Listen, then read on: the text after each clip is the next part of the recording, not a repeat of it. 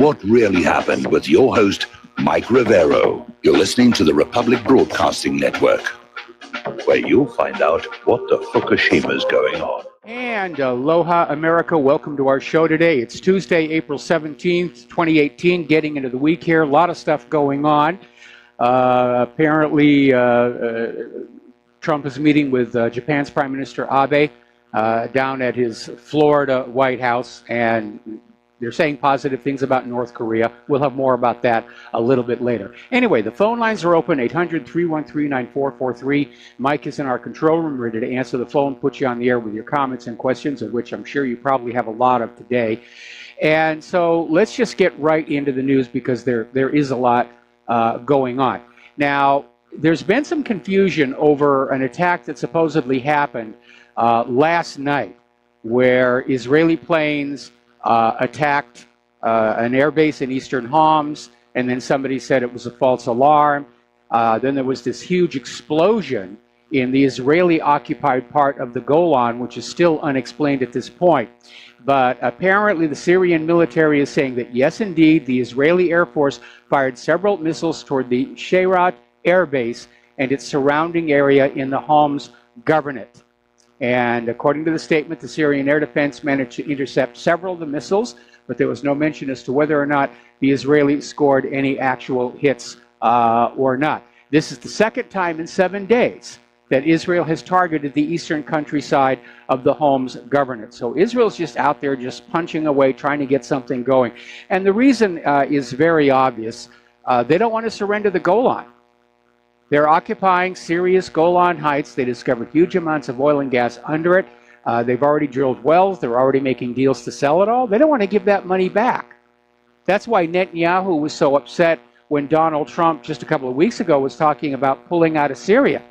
Because once the U.S. is out of Syria, Syria is going to want to take that Golan Heights back. They're going to need that oil and gas revenue to rebuild their country after 7 years of war. Now, the chemical weapons inspectors from the Organization for the Prohibition of Chemical Weapons have finally reached the alleged Syria chemical attack site in Douma. Last night, there were headlines all over, oh, the Russians and Syrians are preventing them from getting there. They must be guilty. Pardon me. And basically, there was a delay out of concern because of the attack last night that the U.S. could still launch a cruise missile into Douma to try and erase the evidence, or just make it impossible to find anything one way or the other. But they're on site right now. They're continuing, they're commencing their work, and so far, batting zero.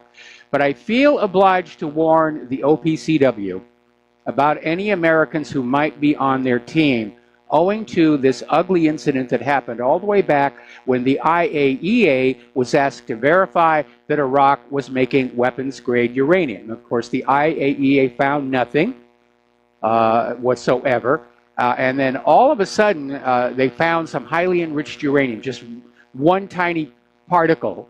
And it was suspected that the Americans on the team had used a reference sample that they'd brought to basically plant the fake evidence. And when the IAEA asked for the Americans' reference sample to do an isotopic comparison with what had been found, the Americans simply destroyed the sample before it could be analyzed. Now, the U.S. government loves to play dirty. They're not following international law. They're not following the Constitution. They're just doing what they want to do. And whatever dirty trick they can pull to get out of this mess they've created for themselves with this lie, they're going to do it. And apparently, Russian soldiers have found yet another chemical weapons storage facility in a rebel base in the Syrian city of Douma. And the substances they found are thiodylhydrocol, diethanolamine, which are needed for the production of sulfur and nitrogen iperite.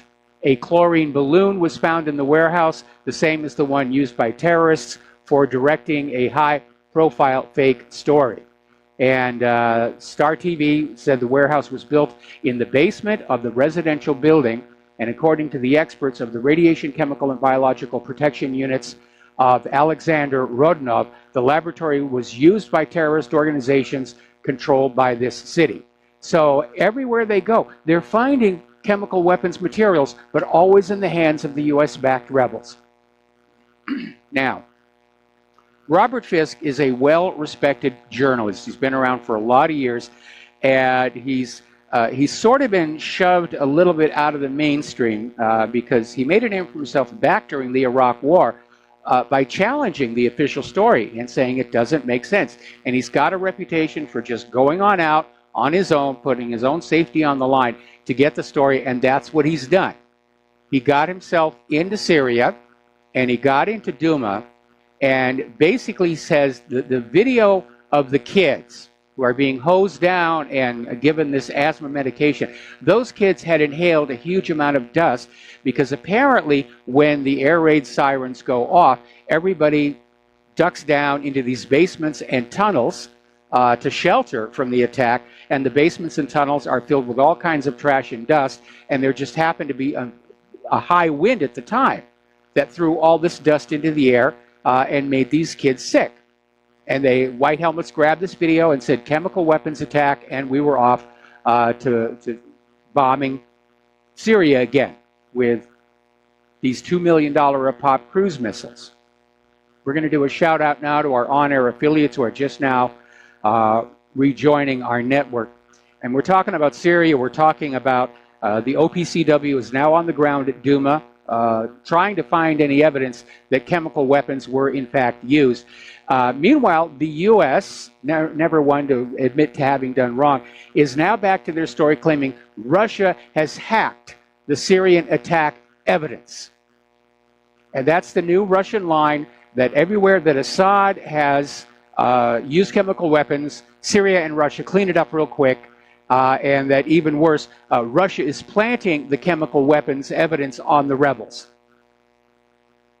Now, in an act of what is obvious desperation, the White House is now offering a cash reward of $10,000 to anybody who was a witness of a chemical attack in Duma. And the reward is now $5,000 in other cities. And you're going to get people who are going to come forward and just lie through their teeth because they need that money. That's a lot of money to a person in Syria. Actually, it's a lot of money to me. Not enough to make me lie, but it's a lot of money. Somebody posted on Twitter this comment about, my wife is using chlorine bleach on my undies. Does that qualify for the reward? Remember when the U.S. was in Iraq and they were grabbing totally innocent Iraqis, throwing them in Abu Ghraib and torturing them, some of them to death, to find the weapons of mass destruction which turned out not to exist? There was a reward program there. And that's how they tagged these people. They offered this huge reward for information on anybody who might know about the WMDs. And Iraqis used the opportunity to get a little bit of money, get rid of a business rival or a romantic rival. You know, offering this reward, they're going to get a bunch of liars coming out of the woodwork. And of course, the corporate media will say, see, we have a witness. Now, here's something you need to keep in mind. The BBC is reporting that experts over in Salisbury are saying it will take months to remove all traces of whatever nerve agent was used on the Skripals from Salisbury. And yet we're supposed to believe the Russians were able to clean up all traces of the chemical weapon attack in Duma in a matter of a couple of days. That's how ridiculous the lies are getting. For propaganda to work, it must be believable. It must be able to survive at least a cursory analysis by the people listening to it. And if it can't do that, it's a failure as propaganda. All right, let's take a phone call here from Mike in Chicago. Mike, aloha, welcome to the show. What's on your mind? Hey, Mike. Yeah, staying on topic. I just heard today that Assad is I would say he's a nationalist, and he's a good person. He actually likes he likes, I don't know the word, like Christians. You know, he's not just anti-Christian at all. He wouldn't do something like this to his people also. That way I understand this. And again, this is all hanky-panky. I guess Trump doesn't have a choice, really, but I would imagine that Israel has something to do with it, and we shouldn't be getting involved with all of this garbage. We have so many problems, like we talk about every day. But I would. My main point is, I just want to say that if you're sympathetic to Christians, good people, just look. There's good Muslim, there's good Christian, there's good Jews. And how can everybody hate the Jews if they're only a very small portion of the whole world? I don't get that either. That doesn't sound feasible. Well, it's just part of Israel's propaganda. Everybody hates the Jews, and that's absolutely ridiculous. The Jews inevitably do cause a lot of friction in the communities they move into because they want to live apart. They don't want to assimilate or integrate. But most Jews are, they're just like everybody else. They want to take care of their families. They want to take care of their business. We're talking about the actions of a very few people at the top of the government of Israel. And they scream anti-Semitism, anti-Semitism. No, it isn't anti-Semitism at all. It's anti-dictatorship, it's anti-war crime, but that's not it. I mean, my first wife was Jewish. My very best friend in Hollywood, Renee Valente, was Jewish, and she was one of the very few people who stayed in contact with me after my blacklisting. And that showed a lot of character and courage on her part, I have to say. I can talk about her now that she's passed away. But while she was still alive, I never dared mention her because I didn't want to bring harm down on her. Yeah, I want to stay on topic real quick, and I'll let you go. I read an article today on the catastrophe that we're heading into with pensions, unfunded liabilities, and Harvey was the focus of the article. And I guess they actually lost 10% of their population. They are now going into receivership with the state. The state now is garnishing the town's wages. In order to, because these unfunded pension liability, it has to get, it has to get paid, and that the state will come in and, like the IRS, and garnish the town's wages. And then what happens after that? It's kind of like bankruptcy. Then they have to start laying off the fire department, the police, and they have to take pay cuts. And there's no taxpayers around, to pick up any of these pieces. And it's almost like out of the 400 or 500 pensions in Illinois that are on this same path, it seems like, this Harvey is going to be like the poster child, sort of like Detroit went under, you know what I mean? So yes. We're keeping an eye on that. I was just, wow, that blew my mind today, and how, the Wall Street doesn't think about any of this. And, these promises are not being funded. They're promising, returns, 30-40% above inflation. I mean, that's just never going to happen. And then, I guess the unions and the government or municipality, they think they're just going to get bailed out by the taxpayer. Yeah, but when everybody runs out of money, that thinking breaks down. This goes all the way back to George Herbert Walker Bush and the first S&L bailout, where they just tried to set up this model that no matter what fails in our economic system, the taxpayers can cover it. But then they went and they declared war on the taxpayers. They've lowered wages and salaries to basically borderline starvation levels. And when you lower wages and salaries, you also lower your tax revenues. And so it's a dead-end path here. And when everybody runs out of money, everything stops working. I think we're going to see a lot of towns just simply go out of business and just evaporate. They're going to be abandoned towns. We saw that in the 1930s. Entire towns, everybody just moved away because they couldn't have a functioning economy where they were anymore. Yeah, I would challenge people to type in Google Harvey pension obligations, and maybe pull that article up. It's because they lost 10% of their population. Their promises are way higher than their private sector money creation, capital creation. I don't know, when you see this, and then like you said, everybody leaves, right? Everybody's been leaving Illinois, I understand, too. You don't hear any of this, yeah. No, I you don't don't. shop in Cook County. We have negative population growth here in Hawaii. We're losing 11 families a day on average. The only thing I see out here in the parking lot is a couple jackrabbits. That doesn't count. Well, tax them. I'll let you go. Tax them. We need a rabbit tax here. Oh, yeah. He's looking at me right now.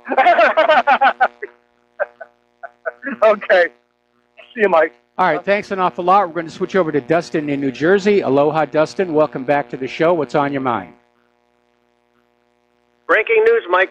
Putin got caught with a sponge and a mop trying to clean down the scenes. Well, he should have used a Swiffer. That's all I can say.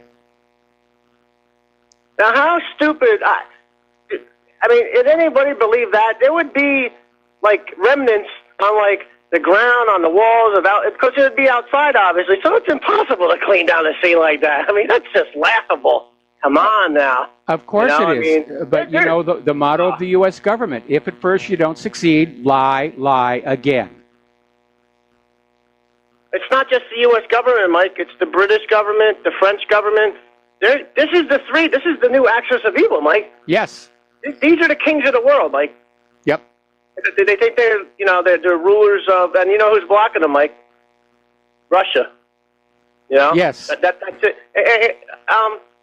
Mike, you remember Oliver Stone did an interview with Putin a while ago, like a documentary on him. Yes. Did you see there's a newer one?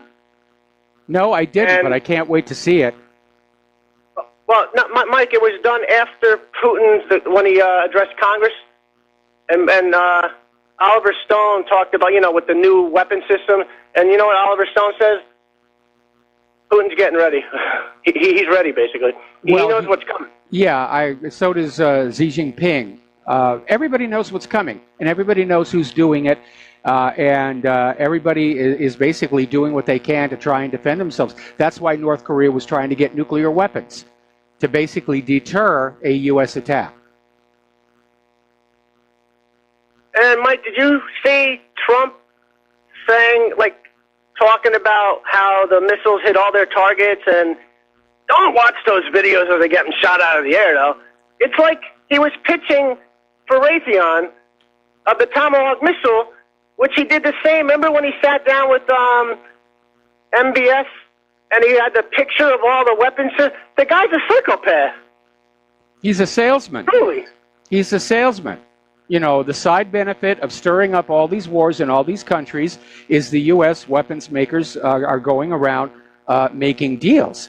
And unfortunately, of course, Russia is out there selling weapons as well, and apparently Russian weapons are starting to outsell American weapons in certain categories.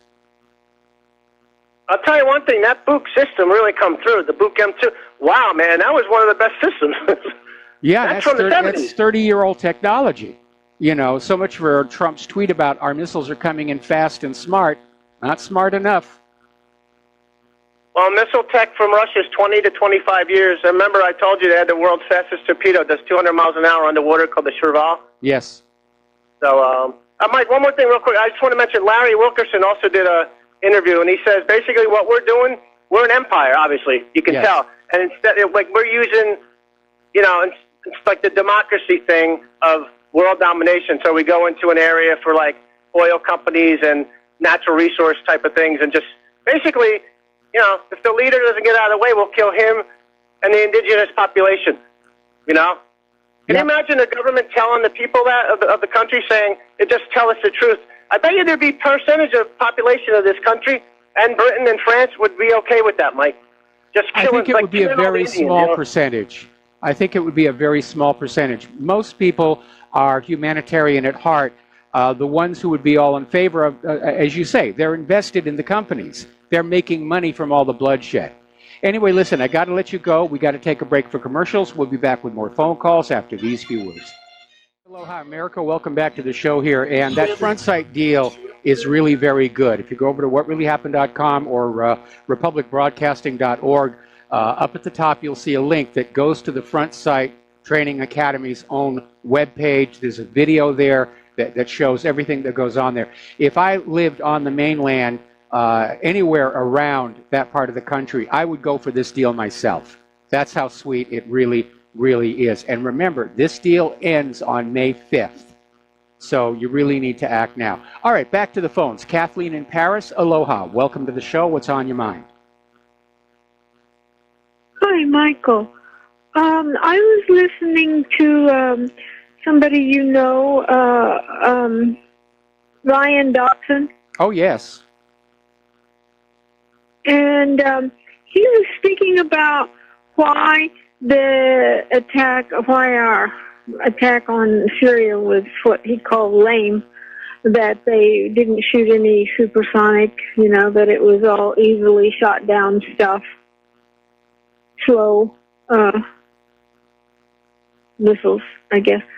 Anyway, he said his theory on why we did that was not really an aggressive attack, but to what he called light up the grid and be able to see where their defenses were coming from.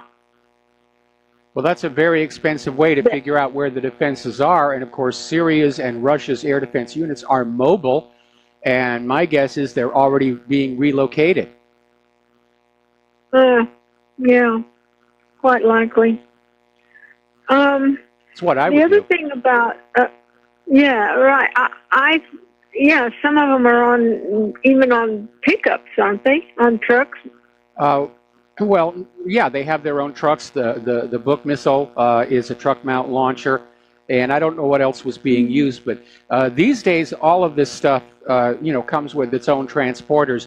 I know that Syria has some heavy caliber machine guns mounted on the back of regular trucks, but that's not as effective an air defense weapon unless you've got aircraft coming in really low for like strafing runs and stuff, which wasn't the case here. Well, the other thing I wanted to talk about was the attack from all sides on Ryan Dawson. That really he's in a world of hurt from Twitter and Facebook and YouTube and all of it. And so I was wondering if you might like to invite him on. Ryan comes on here anytime he wants to, and he calls into the show on a regular basis. Ryan and I go back many, many years, more than I can remember. We first got together when Ryan was working with his brother on what happened to the people on the lost colony of Roanoke, and subsequently it's turned out that the Dawson brothers' theories have been borne out as to what actually happened to those people. So yeah, Ryan and I have been in touch a lot of years. He makes good videos, and he's definitely one of the good guys. Okay, so I will leave a comment for him that he should get in touch with you. Okay, well, I'll drop him a letter and ask him if he wants to come on the show. As far as being attacked on Twitter or Facebook or YouTube, from my point, I just ignore it all. I mean, I did have that public chat up on my website as an experiment, and 2/3 of everything in there was just screaming attacks on me, so I just shut it down. I just don't care anymore. I got better things to do than worry about that stuff. Yeah, but that's his income, I'm surprised that he has not been... No, that's not his sole income. I'm not going to go into details, but that's not his sole income. It's terrible to lose the income from your YouTube videos, but then YouTube has never allowed me to monetize any of my videos, either my political videos or even the music videos I make for Claire, some of which are pretty tame and banal, but we've never been authorized for monetization. Okay.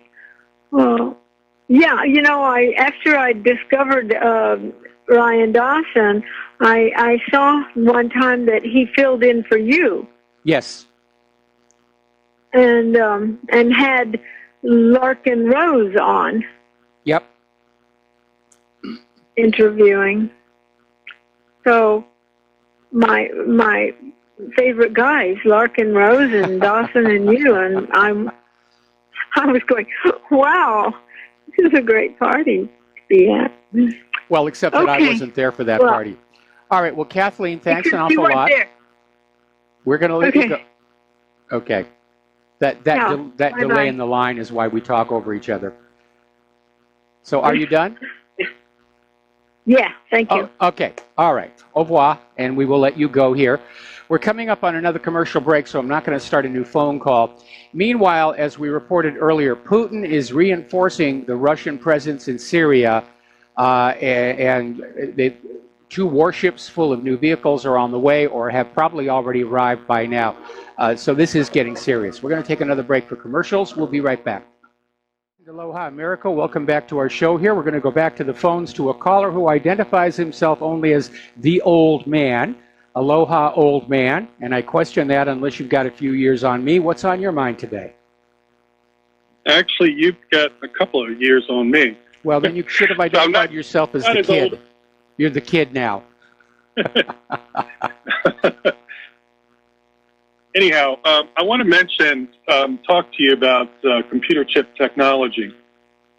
Back in 1994, the NSA announced that they wanted to put a computer chip in every phone, fax, and computer that would allow them instant access irregardless of the software. And it was called the Clipper chip. Yes, I remember that. And the computer industry, fought it. They said, we don't want this in our computers. And the NSA said, okay, we won't do it. Well, about 6 months later, they started to do it anyway. And the original Clipper chip was only 13-bit encryption. And on some of the cell phones, you could bypass it and it would work, but others you couldn't. Well, actually, So, can I just interrupt here for a second, because it was found on the cell phone chips, the high order bits were always set to 0, which made a brute force attack on that phone that much quicker and faster and easier to do. So consumers who were buying those phones were being told that it was actually 16, not 13. 16-bit encryption, but it was really only 8-bit encryption. Well, I was told by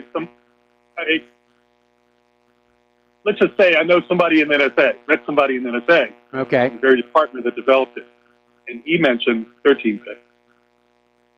So anyhow, the problem is what they went on to do is this computer chip is now in a lot of the military equipment that they're selling around the world, and that's from the United States and from Israel, and that includes the friendly countries. So when, say, for example, a European country buys the FA-18 jet and they upgrade it, they find out that this upgrade includes this chip, so that during normal practice, the jet will work fine. But during a war, if the U.S. or Israel doesn't want that plane to fly, well, it won't fly, or it can actually crash while it's flying, and the weapons won't work. And this is one of the reasons why many of the countries in Europe are hesitant to get involved in any type of intervention anywhere. And they're looking to upgrade their electronics themselves on some of the equipment. Yes. And so I haven't heard anybody else really talk about it. Well, very I much. haven't And, heard. you know, I haven't heard about it being in weapons or anything like that. I know about the. It is in the weapon. Well, let me make a point here. First of all, I want to back Also in on the up. I want to back on up here a little bit. The reason Clipper chip failed was that supposedly the key for your encryption would be split in two and entrusted to two separate escrow agencies. And what the NSA wasn't mentioning was that you only needed one of the keys to derive the other one mathematically. Then it came on out that the encryption key was actually embedded in the encrypted message itself, which made reading it very, very easy. You didn't have to go get the key escrow. It was all just a blind to try and convince the American people to trust this government-sanctioned encryption, which you should never do. And that's why I wrote that article, Rivero Challenges the NSA. If you need to keep secrets from the government, you got to write your own encryption. Now, the idea of playing dirty with our allies goes all the way back to Bletchley Park and cracking the Enigma code. Because after World War II was over, Great Britain and the United States made presents of captured German Enigma machines to our allies, our friendly governments, without mentioning the fact that they could read the messages sent on that device. So the idea that there might be something embedded in America's exported weapons is not beyond the realm of possibility. The only thing that might limit it is whether or not they could get a signal to the aircraft, which is obviously going to be quite far away from the nearest Wi-Fi point, and with successful jamming, might not work at all. And that would be the real key. Find out what frequency that chip is responding to, and just install a jammer on every weapon that you think has one of these chips, and they will be immune. Yeah. Well, I mentioned the equivalent of the Clipper chip. In other words, yeah, it's, the similar concept. Not that it was the Clipper chip itself. It's in the military equipment. About a year and a half ago, I didn't see the article myself, but I talked to someone who is fluent, more fluent in auf Deutsch than I am, and they talked about how the Swiss government went public with this, and they are at this time looking to upgrade much of their electronic equipment themselves. That would be the smart thing to do. I'm almost wondering if maybe that's what Russia twigged onto when they paralyzed the Donald Cook, that they figured out these chips are there, and they figured out the frequency to activate them, because they just shut that ship down up there in the Black Sea. When I heard you talk about that on your show, I said to myself, you know what, either they figured it out or Israel is playing both sides, which they sometimes do. Yes. And the Russians acquired that technology. And as soon as they upgrade those new ships, that Russia will right away have a new way to break into it again. Figured it out by then. It's amazing. I remember when you talked about that, and you said that they had to tow the ship back to the United States. They didn't tow it back to the United States. They towed it back to port in the Black Sea. Talking about the one in the Black Sea? Yeah. One from the Black Sea, right? Yeah. Yeah. Oh, I thought you mentioned that they had to tow it back, yeah. They had to tow it back to the port in the Black Sea. Oh, okay. I misunderstood you. But, when people talk about software, this and that, it's really the chip. And when I looked at the website for Electronic Frontier Foundation and Electronic Privacy Information Center a few years ago, I saw, articles that said, oh, well, they were going to do it, but they decided not to, and this and that. So, I think those two websites, are good in general, but in certain areas, I don't know, I get a sense it might be a little bit of controlled disinformation on some of the information. Let's look at it from a practical point of view. First of all, if the U.S. is putting these chips in weapons that we sell to our friends, the expectation is we're not going to be at war with our friends, and we're not going to have to knock their aircraft out of the sky, with a computer signal. But at the same time, you're making those exported weapons more vulnerable to electronic countermeasures by other countries. And so I could see why there might be people saying this really isn't such a good idea after all. Well, let's just say I know somebody, within military intelligence, and they had no idea of it. And they looked into it, and they said that I was accurate. And they were not told. They weren't told about this. They were shocked. So, I don't think the U.S. is telling all their friends who they're selling this equipment to, what they've really done in the upgrade. Of course they wouldn't tell them. Countries like Great Britain or France or Germany, if they found out that there was a U.S.-controlled kill switch in the weapons being offered for sale, they wouldn't buy them. They absolutely would not buy them. I think the smart thing for Europe, at least, is to develop their own technology and not rely on the U.S. and Israeli weapons technology. Because then it's kind of foolish to call it Israeli weapons technology, because Israel just takes the weapons the U.S. develops and gives to them then they reverse engineer it and they manufacture their own variation for sale. Yeah. So U.S. and Israel. Anyhow, I just wanted to mention that to you, and it seems to me that I would like to hear more discussion about this, because everybody talks about software, and I don't hear enough talking about the hardware aspect. Well, again, I can imagine a lot of this stuff is in fact classified. Again, the more I think about it, the more I think it's a very foolish thing to do to your allies. And obviously, there's no way to get that chip into the weapons being developed by our potential enemies, such as Russia and China. But in a changing world where our friends can become our enemy overnight, who knows? Yeah, look at Turkey. Turkey is a NATO ally, and yet they're moving over to Russia. Yep. So some of this stuff is fluid. And even Hungary and a few other countries are starting to question the U.S. So, well, I question the U.S. all the time. Anyway, listen, thank you for the phone call. Thank you for the technical information. I'm going to have to think about this a little bit. The primary weakness I'm seeing in this idea is whether you can actually get some kind of a controlling signal to these weapon systems in the middle of combat without having something very obvious, acting as an emitter, which would draw the attention of any kind of an anti-radiation missile. Anyway, thanks for the phone call. We're going to let you go, and we're going to get back to the war in Syria, which everybody's saying, this is not over. This is not over at all. Anyway, article coming out of Information Clearinghouse, basically just talking about Nikki Haley, is out there saying that all plans to pull U.S. forces out of Syria have been shelved. And the reason they did that, this was a tacit admission of defeat in Syria. After 7 years, Assad was still running the show.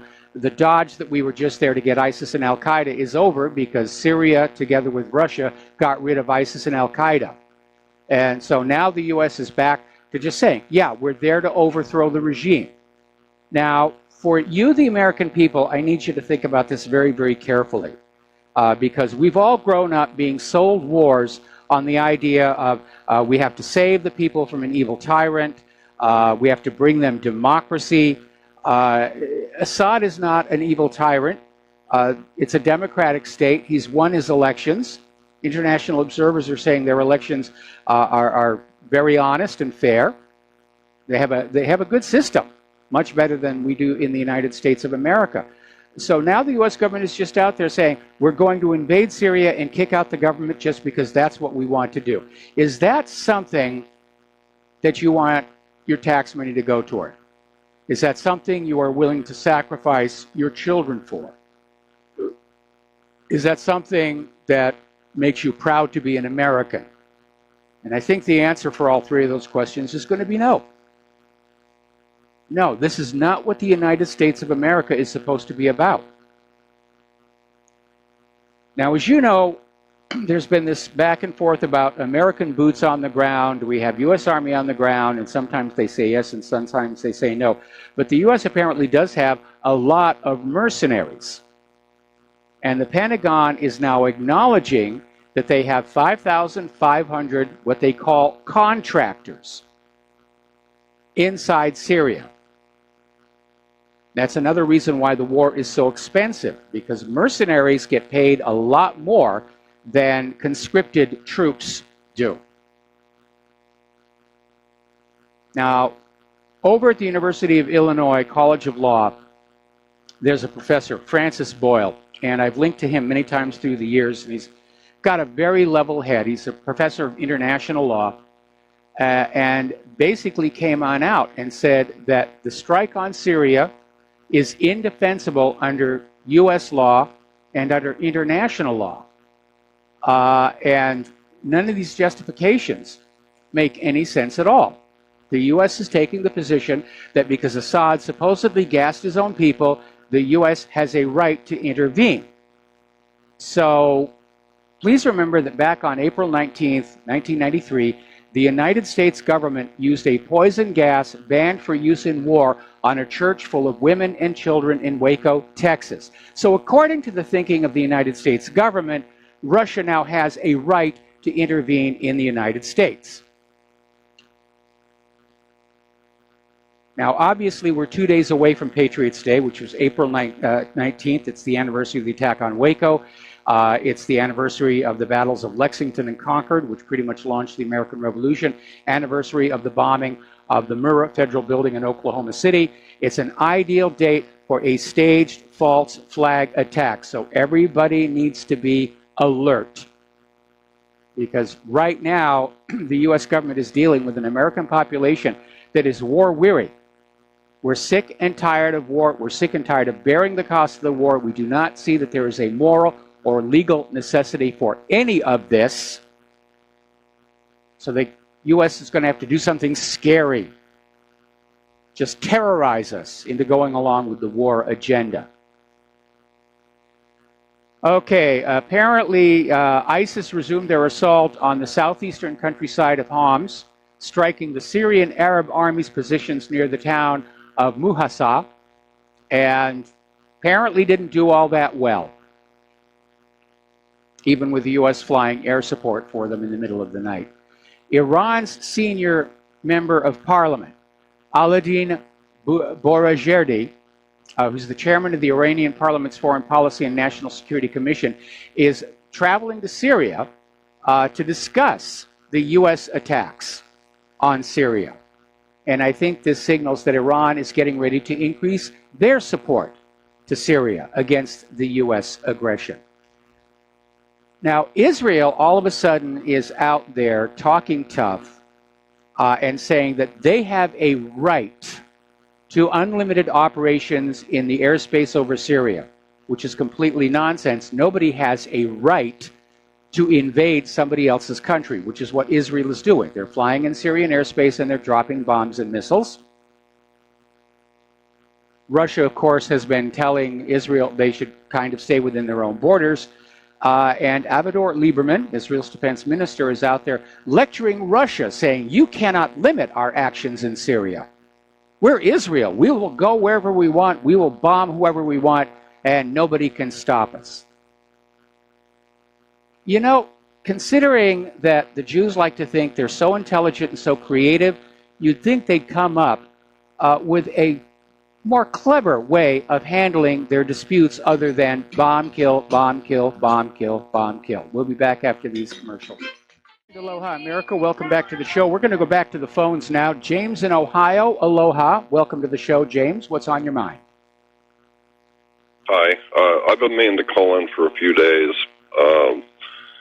Yeah, I was unaware of Patriots' Day, but I do know that April the 20th is Hitler's birthday, and they usually like to celebrate it in some manner or another, like Columbine or the I'm sorry, I don't feel like sending a birthday card. Call me picky. I'm just not going to send a birthday card. I'm just saying that we should be watching out for some big event, some kind of staged event, because they usually do something right around this time, somewhere between the 15th and the 20th. And as far as the Syrian airstrikes, over the weekend at least, I had a new respect for Alex Jones, because once I considered the implications for a while, I wept as well, because I know it's the beginning of a slippery slope, and sure enough, he's backing up on TPP, talking about getting back into that and everything. The unfortunate thing about politics on the right is, especially with a strongman type leader, it's a cult of personality, so once they're gone, there usually isn't somebody that can fill their shoes, so we have to figure out what to do. An alternative. Trump's personality cult is already collapsing. But don't say it's on the right, it's also on the left. Hillary's entire campaign in 2016 was a personality cult focused on her. And right now, it's still largely intact, unfortunately, which is why I'm worried she might actually try and come back in 2020. Right. Well, that's about all I got for you. I would say that I know anybody who has any common sense wants to resolve everything peacefully, but the more time goes on, the tools with which we have to deal with things are becoming coarser and coarser.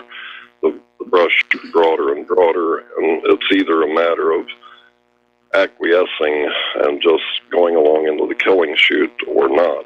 And that's unfortunate, but that's all I have for you today. Thank you. All right. Well, thank you very much for the phone call. We're going to let you go. Yeah, it's a very scary time. There's no question about that. And again, I don't think the affairs in Syria are over. Now, Israel is once again back to playing Monday morning quarterback, or if you prefer, spectator. And apparently Israeli intelligence is out there saying that Trump's Syria strike basically was a failure and didn't take out much of anything. Israel would have preferred strikes on Syria's military rather than on these suspected chemical weapons locations, which seems to be turning out didn't have any chemical weapons. A little bit of an embarrassment there for the United States. All right, we're going to take a break for station identification. We'll be back with hour number 2 after these few words. And aloha, America. Welcome back to our show here. And getting on back to the news here. As I mentioned in the last segment of last hour, Israeli intelligence is out there saying, well, Trump's Syria strike failed. It didn't take out much of anything. And in a different context, they're actually right. Both of the strikes, the one that just happened and the one a year ago, militarily were failures. And it's causing a lot of people to wonder just what is it with these Tomahawk cruise missiles that they can't hit their targets. Now, last year, it was just a classic case of the Tomahawks went off course. They got lost. And this year, it was a case of most of them got shot down. 105 munitions, including Tomahawks, were deployed into Syria. 71 of them were shot down. That's not a very good kill ratio at all. Now, Netanyahu was out there urging more action against Syria and Iran. And my first comment would be, Bibi, here's your rifle, here's your parachute, good luck, and we'll call Assad and Khamenei and tell them you are on your way to kick their butts all by yourself. And I get really sick and tired of Israel basically urging the U.S. to make war on Israel's enemies. And of course, he resorted to the Holocaust. You know, if we don't take out Syria and Iran, there'll be a new Holocaust.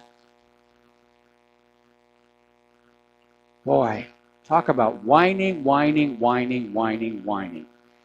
Senator Lindsey Graham is also out there saying Trump needs to act more aggressively in Syria. Okay, here's your rifle, Lindsey. Here's your parachute. Here's your day-glow jumpsuit left over from the CIA's torture centers. Go have fun. And again, Lindsey Graham's statement is proof. He's listening to Benjamin Netanyahu, not to Donald Trump. They all are. 3 weeks ago, Trump was talking about leaving Syria. And Netanyahu gets on the phone, and all of a sudden, the power players in Congress are out there saying, yes, we've got to get tough on Syria.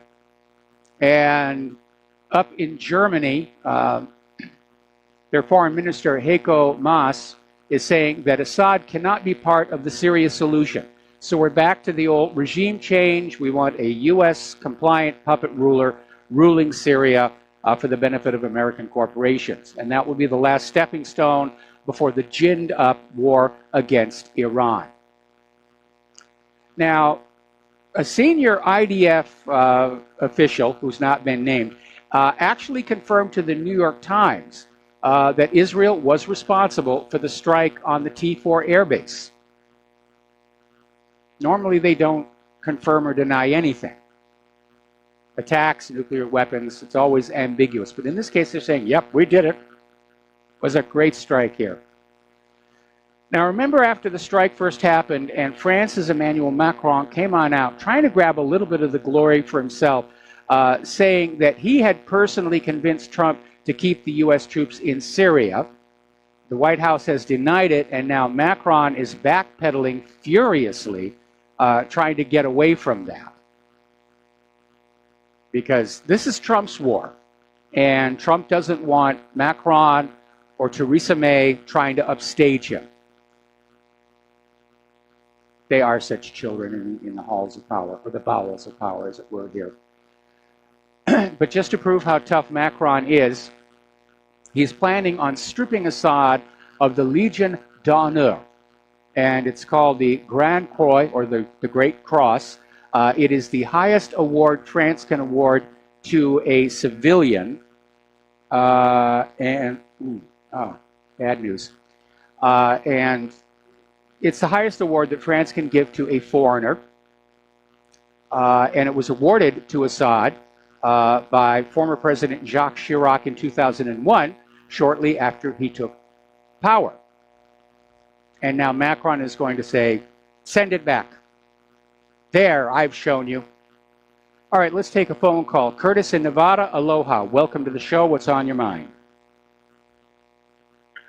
Yeah, Mike, I've been listening to some of these callers regarding the Syria bombing, and I'm kind of disappointed because it seems that there's a lot of people that have a view of what happens, and it's just a face value view of everything. And for example, we all know, I think we all know that everybody involved in this knew. I'm talking about everybody from Putin and Assad to Trump and his generals, that this was a false flag.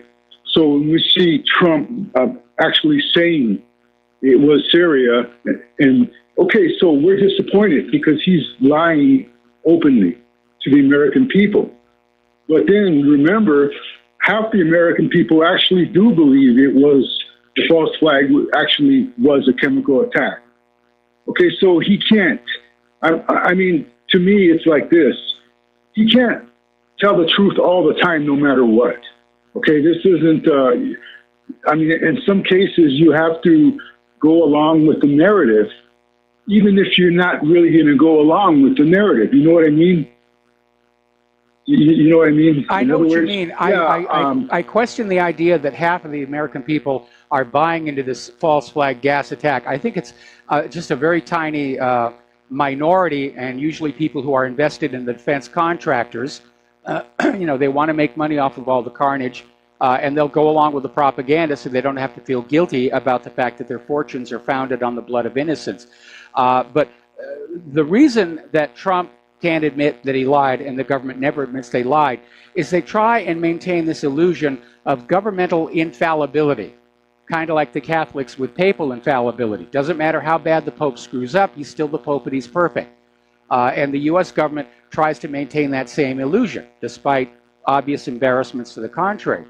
Again, I mean, the U.S. government is spending huge amounts of resources trying to keep past cover-ups in place. They're still attacking people who question the official story of John F. Kennedy's assassination, Robert F. Kennedy's assassination, Martin Luther King's assassination. It's a huge cost to maintain this backlog of lies and cover-ups. Because if the government ever actually came on out and said to the American people, yes, we've lied to you, the American people would simply stop all support for the government. Even in the case of Saddam's nukes, they've never admitted they'd lied. They said it was just faulty intelligence. That's how they get out of the lies. That's how they get away with no accountability for their war crimes. Yeah, but Trump did pretty much say they lied without saying they lied. He called them out for, what happened to the weapons of mass destruction. He was basically saying they lied. But, my point being is that Trump is dealing with the deep state, and we see it still with Nikki Haley calling out for the sanctions will be there until we're satisfied. Trump says, no. You see what I mean? In other words, they're still fighting. So it's like you have to go along with your rival's narrative to make them think you're going to do what they're trying to force you to do. But if we look back, now, what did he do?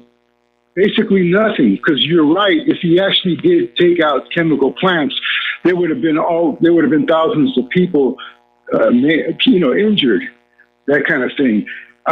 There were no Russians involved. They didn't even find any cash. In other words, in my way of thinking, I'm beginning to think that maybe he did this and he got him again. Yeah, well, I know that you want to give Donald Trump the benefit of the doubt, but I'm sorry, I don't agree with that. He's fully on board. No, you're wrong, Mike. That's not what I'm saying. I'm saying that he fooled them into thinking he's going to do what you're going to do, but he actually did the opposite. He took out tunnels that Syrian soldiers built, prisoners built for the ISIS. He took out, and I mean, in other words, I can see a scenario where he actually did use backdoor channels to say, telling them what I'm going to do, what missiles are going to be effective, which ones aren't going to find their mark or can get shot down. Do you see what I mean? Well, I hear what you're saying, but again, going back to Occam's razor, Trump basically got put into a corner with this false flag gas attack, and he should have stopped and thought about it. But all of his advisors were saying, oh, yes, Assad did this. Assad's a crazy man, and there's no reason to doubt it. And so Trump went on out on Twitter, started talking real tough, and then he couldn't back down. And so he launched this attack, and he launched it at what he was told were locations where chemical weapons were being manufactured, stored, and loaded into shells. And it's an epic fail, and it's going to come back to haunt him unless they can find another distraction. But Trump is fully on board. He's going along with what the war agenda wants. And the proof of that is that 2 weeks ago, 3 weeks ago now, Trump said he wanted to pull out of Syria, and then immediate reversal. 180 degrees around, and we're back in Syria, and we're killing all kinds of innocent people. So I don't think Trump is playing any kind of a sophisticated game. I don't think he's that subtle. I don't think. I think what you see is what you're getting, and it bodes ill for all of us. Anyway, Curtis, thanks an awful lot. We're going to let you go here. We're going to do a shout out to our on-air affiliates who are rejoining the network, and we're going to go back to the phones. Mark in North Carolina, aloha. Welcome to the show. What's on your mind? Yeah, Mike, how you doing? Look, Mike, I was just on my way home listening to the radio. I turned on Sean Hannity on Sirius XM. This guy is, I know everybody's trying to say, well, he's really a good patriot and this and that. This guy's beneath contempt. He's either very stupid or a big liar. He was talking about that Trump had to do this, weapons of mass destruction, and all this, Saddam Hussein. Bashar Assad has the gas, and comparing to World War I, World War II, and Monica Crowley.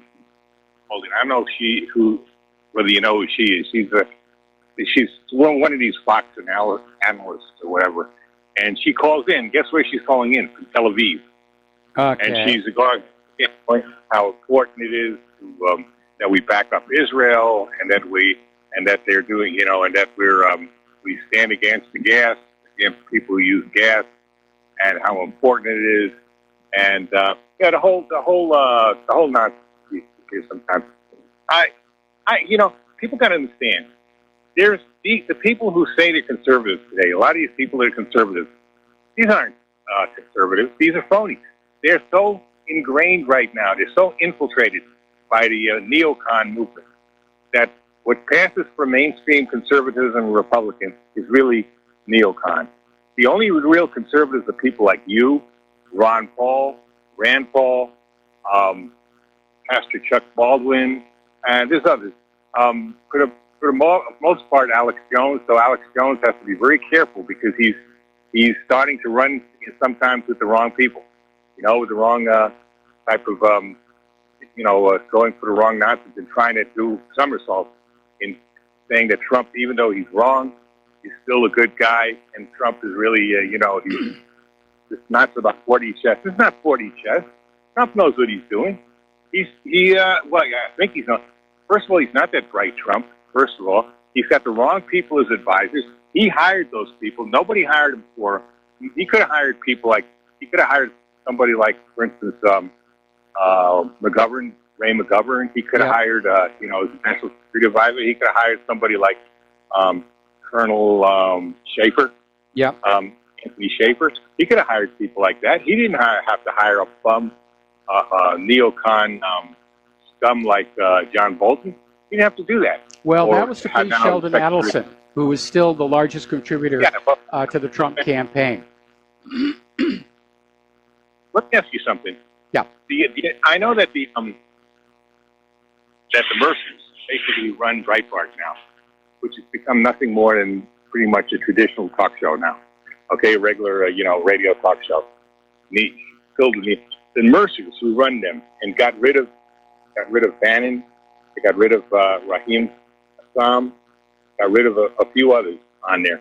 Are they Zionists, or I don't even know if they're Jewish or not, but they could be Christian Zionists too, because a lot of respect, the Holy Roller Christian Zionists and the, and the Mormons are as bad as the Jewish Zionists. They have different reasons for being Zionists. In some ways, they're even crazier because they think only by Jesus will only come back when you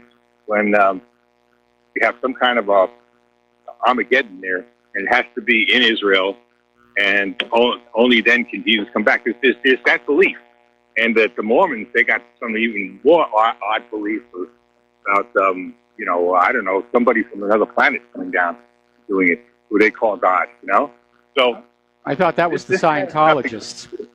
Well, look at Mormons a little bit. You know who you should check out? Webster. What's his name? Webster Tarpley. I don't know if you ever heard of him. Webster Tarpley. Okay, he gives you a rundown of the Mormons. What he said was pretty scary, and I'll tell you the truth. A lot of it matches what I know about the Mormons, because when I first moved to Texas, this was about shortly after 9/11. I'm Amarillo, Texas. I had the Mormons try to convert me, and actually I was listening to them at the time because I believe in God. I just don't believe the organized religions and stuff like that. Just turned me off for the most part. And I started listening to them, and they started going into this thing like the kind of like the ancient aliens, that there's a God from this planet now. He's the God of this, and he used to be a God in another planet or something like that, or And I said, you sound like Van Daniken, Van Daniken's theory. Okay, I'm sure you heard of it, right? Mark, you're kind of wandering all over here. What's the point you're trying to make? What the point I'm trying to make is this. We've got to stop this influence of these Zionists, whether Jewish, Christian, Mormon, or anything else. We got to start using our common sense and start to practice a Middle East policy that really makes sense, and we look out for our best interests and stop meddling in their affairs. That's all. And I know, and I understand what's causing this. Okay, that's all I'm saying. Yeah, well, basically what it comes down to, I agree with you. The best foreign policy is we leave each other alone and we trade across our borders for goods and services. But the U.S. over the last 30 years has turned itself into a war machine. Our manufacturing has declined. Nobody wants our GMO agriculture. We pour all of our money into the machinery of war, and inevitably, when the government looks around, they can see war as their only reasonable option to keep the nation moving forward. And it's a really terrible situation to be in, but that's where we are. Anyway, Mark, we're going to let you go. I just want to say, I did everything I can. I've been tweeting Trump like crazy, telling him he's a war criminal, that he's got to stop this, that he's got to get the troops out of Syria. I don't care what other stuff he says about the economy or anything else. He needs to get it back. And I suggest other people. I called my congressman, said we got to stop this, and I suggest everybody does that. Fill the airways, what they call blow up the phones, in other words. Yeah, I would agree with that. Call your members of Congress. I wouldn't bother tweeting to Trump's Twitter feed. I seriously doubt he actually reads it. Because it's got to be flooded. But definitely call your members of Congress and remind them there's an election coming up this November, and the U.S. military interventions will be a deciding factor in how you vote. That's a message they will listen to. Right. Tell them to stop listening to the Zionists. Crying out loud. I don't care what kind of a Zionist. Jewish, Christian, Mormon, stop listening to them. Even if it's somebody from a Scientology. I don't know what the Scientologists exactly believe. But I don't care who it's from. They believe in money. Listening. Huh? They believe in money. So do most of them organized religion. But that's besides the point. All right? That's all I'm trying to say. Okay. Okay, Mike? All right. Mark, we're going to let you go there. And after our brief course on comparative religions here, my attitude is that good people do good things, bad people do bad things, and very often they'll all use their religion as an excuse. But it all comes down to we need to keep the bad people from acquiring power. And politics, unfortunately, attracts the very sort of people who should not be allowed to have it. We'll be right back with more phone calls. Aloha, America. Welcome back to our show here. And before we go back to the phones, folks, we are in a serious situation financially. It's not a case of us just wanting your money and your support. We need it. We're down to the wire on this, and we really need you to just come on in and help us stay on the air. Because the alternative, if Republic Broadcasting vanishes, if what really happened vanishes, you're going to have mushroom clouds outside your window. And that's not an exaggeration. So, if you are able to support the network, the address to send check, money order, or if you prefer anonymity, cash, is Republic Broadcasting Network, 2251 Double Creek Drive, number 302, Round Rock, Texas, 78664.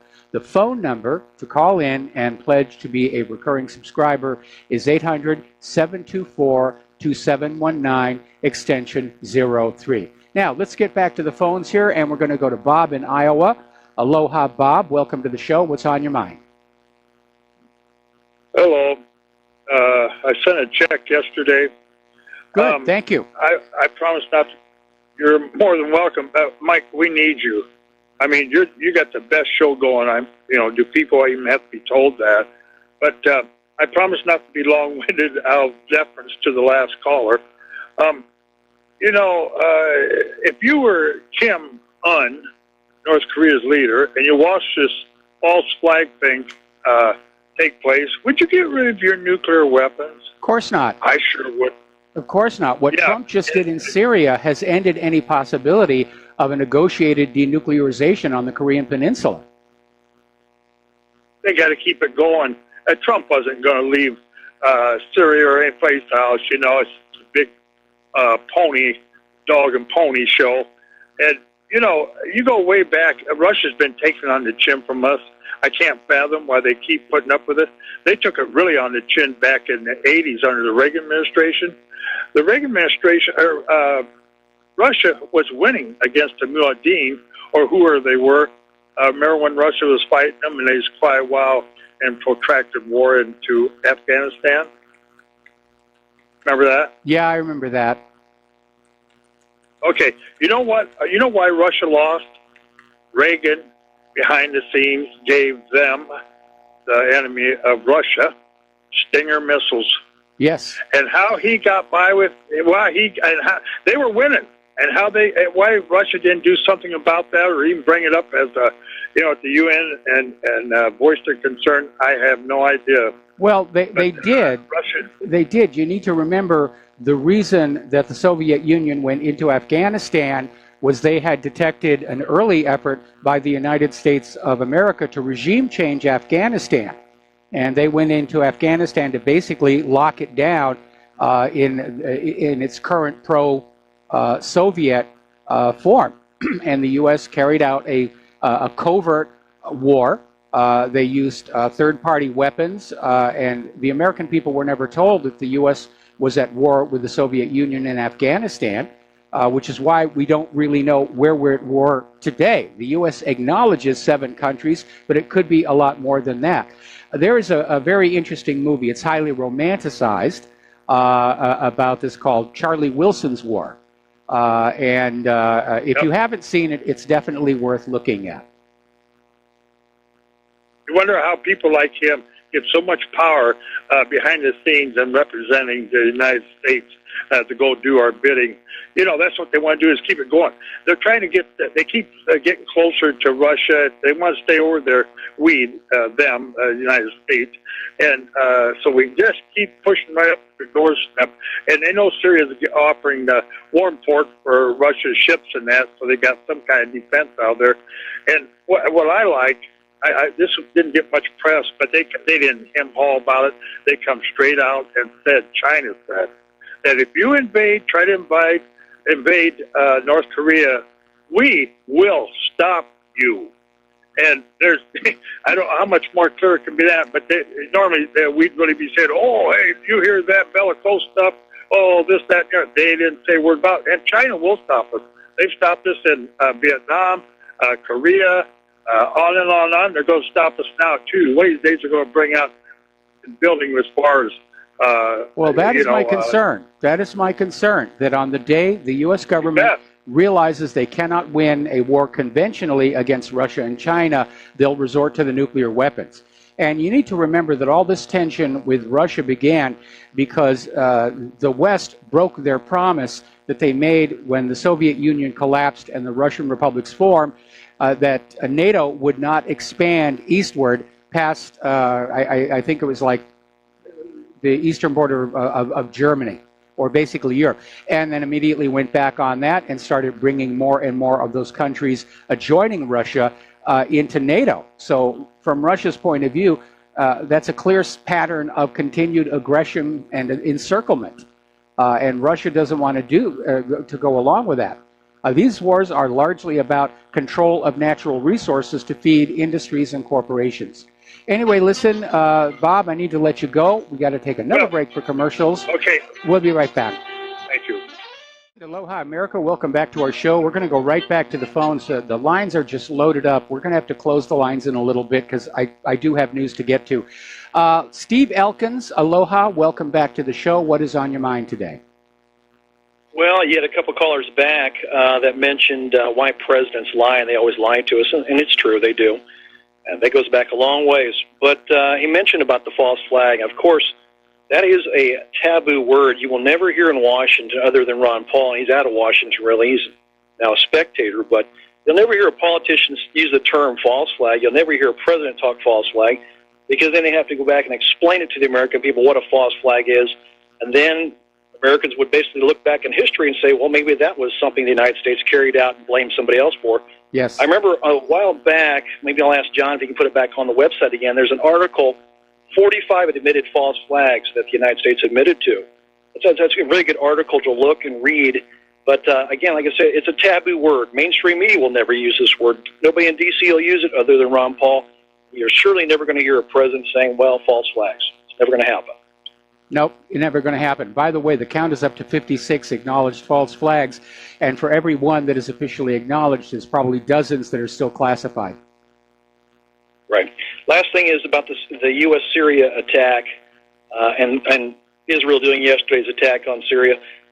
You know, I also saw that when the Pentagon came out and said 100% of their missiles hit their target, I saw that to be a campaign for commerce, not only to resupply the weapons they just lost and used, which we ended up totaling, looks like $1.4 million per missile, 105 missiles. It looks like about $147 million is gone now. Yes. So I think when the Pentagon decided to show some accuracy, and of course that was an absolute lie, 100%, you know, they're going to try to sell some of these weapons too, so that might bring some commerce to them. But that's kind of how I saw that picture. Well, it's not just the $147 million for the Tomahawks themselves. It's the cost of operating the ships and airplanes, the salaries for all the people involved. So it was actually a lot more money was spent than just the money for the weapons themselves. Yeah, but that absolute lie. And it's interesting now because Israel comes back and said, well, basically said to the Pentagon, you lied. 100%, if you got 100%, there was no need for us to go back in there and take out some of these suspected weapons, chemical weapons plants. So, you know, now the Pentagon generals all have egg on their face because they just lied. And but that is something for a fact that you'll never hear the word false flag. You will never, ever hear anybody use that word in D.C., mainstream media, and you'll certainly never hear a president ever say false flag. Never. Absolutely true. Absolutely true. That's it. Okay. That's it, Mike. Thanks. All right, Appreciate it. thanks an awful lot. We're going to switch over to Rick in Arizona. Aloha, Rick. Welcome to the show. What's on your mind? Yeah. Hi, Mike. Hi. I think with what's at stake here and the risks involved, most likely scenario here is nothing that was even launched into Syria. I don't even think you could get a commander on the high seas to take an order from Trump to risk hitting the wrong people. So in my mind, I think the whole thing is a hoax. Well, and it's going to. I tend to disagree because we're getting footage from inside Syria of all these smashed up buildings.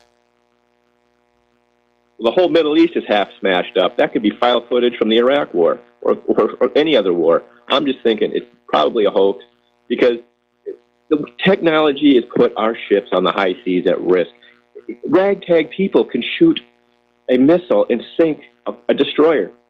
I mean, I'm just thinking, I just don't see these commanders starting a war for Trump. And thank you for taking my call. Well, you're welcome, and we're just going to have to agree to disagree on that because we do know that both last year and currently, the missiles really did go on into Syria because satellite images showed the damage that they caused.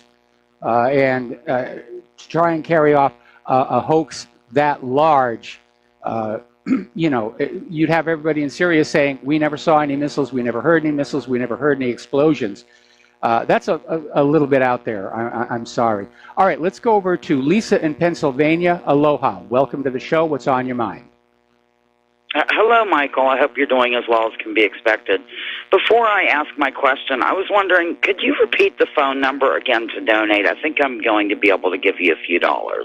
Okay, well, that phone number is 800-724-2719, extension 03. Okay, because there's very few people that talk about the war zones and our imperialism, basically. You are one of them, and a lot of people who are true lefties, like real progressive thinkers. Jimmy Dore would be one, for example. I know you've heard of him. Yes. That talks about these ridiculous wars and all that jazz, and you do too. So I appreciate that you do that, and that's the reason I tune in. I have a question. I don't understand, and maybe I thought you could explain it to me, and certainly I can't be the only one who doesn't get it, and maybe your listeners would benefit. It's my understanding that we have not officially declared war since World War II. Is that true or false? That's actually true. Everything since World War II has been a police action or we're meddling in somebody else's war. Okay, because I was wondering how can the United States get away, like under what provision are they able to do this all of the time? Could you help me out there? Well, there is no provision. These are all illegal under U.S. law, under international law, absent a United Nations Security Council resolution and absent a declaration of war by Congress. It is actually illegal for the president to just haul off and blow up other people's countries. Right. Okay, that's what I thought. But it's so blatant. I thought, my God, maybe they're trying to use some war provision I've never heard of or something. It's unbelievably blatant, but it doesn't surprise me in the least. And so I just wanted some clarification on that. Actually, your second to the last caller answered my other question. So I'm wondering, the 45 or now 56 false flags, are those up on your website? Is there an article about that? I'm just now putting up the article that I have right now. It'll take about 5 minutes for the cache to cycle, and then it'll be basically at the top of the main page. Excellent. That's all I need. I know you're packed with callers. Thank you so much. I appreciate it. All right. You've got it. And by the way, there's another article that's linked to the little gray permanent article menu bar at the top, which changes occasionally. But those are articles I think people should be reading.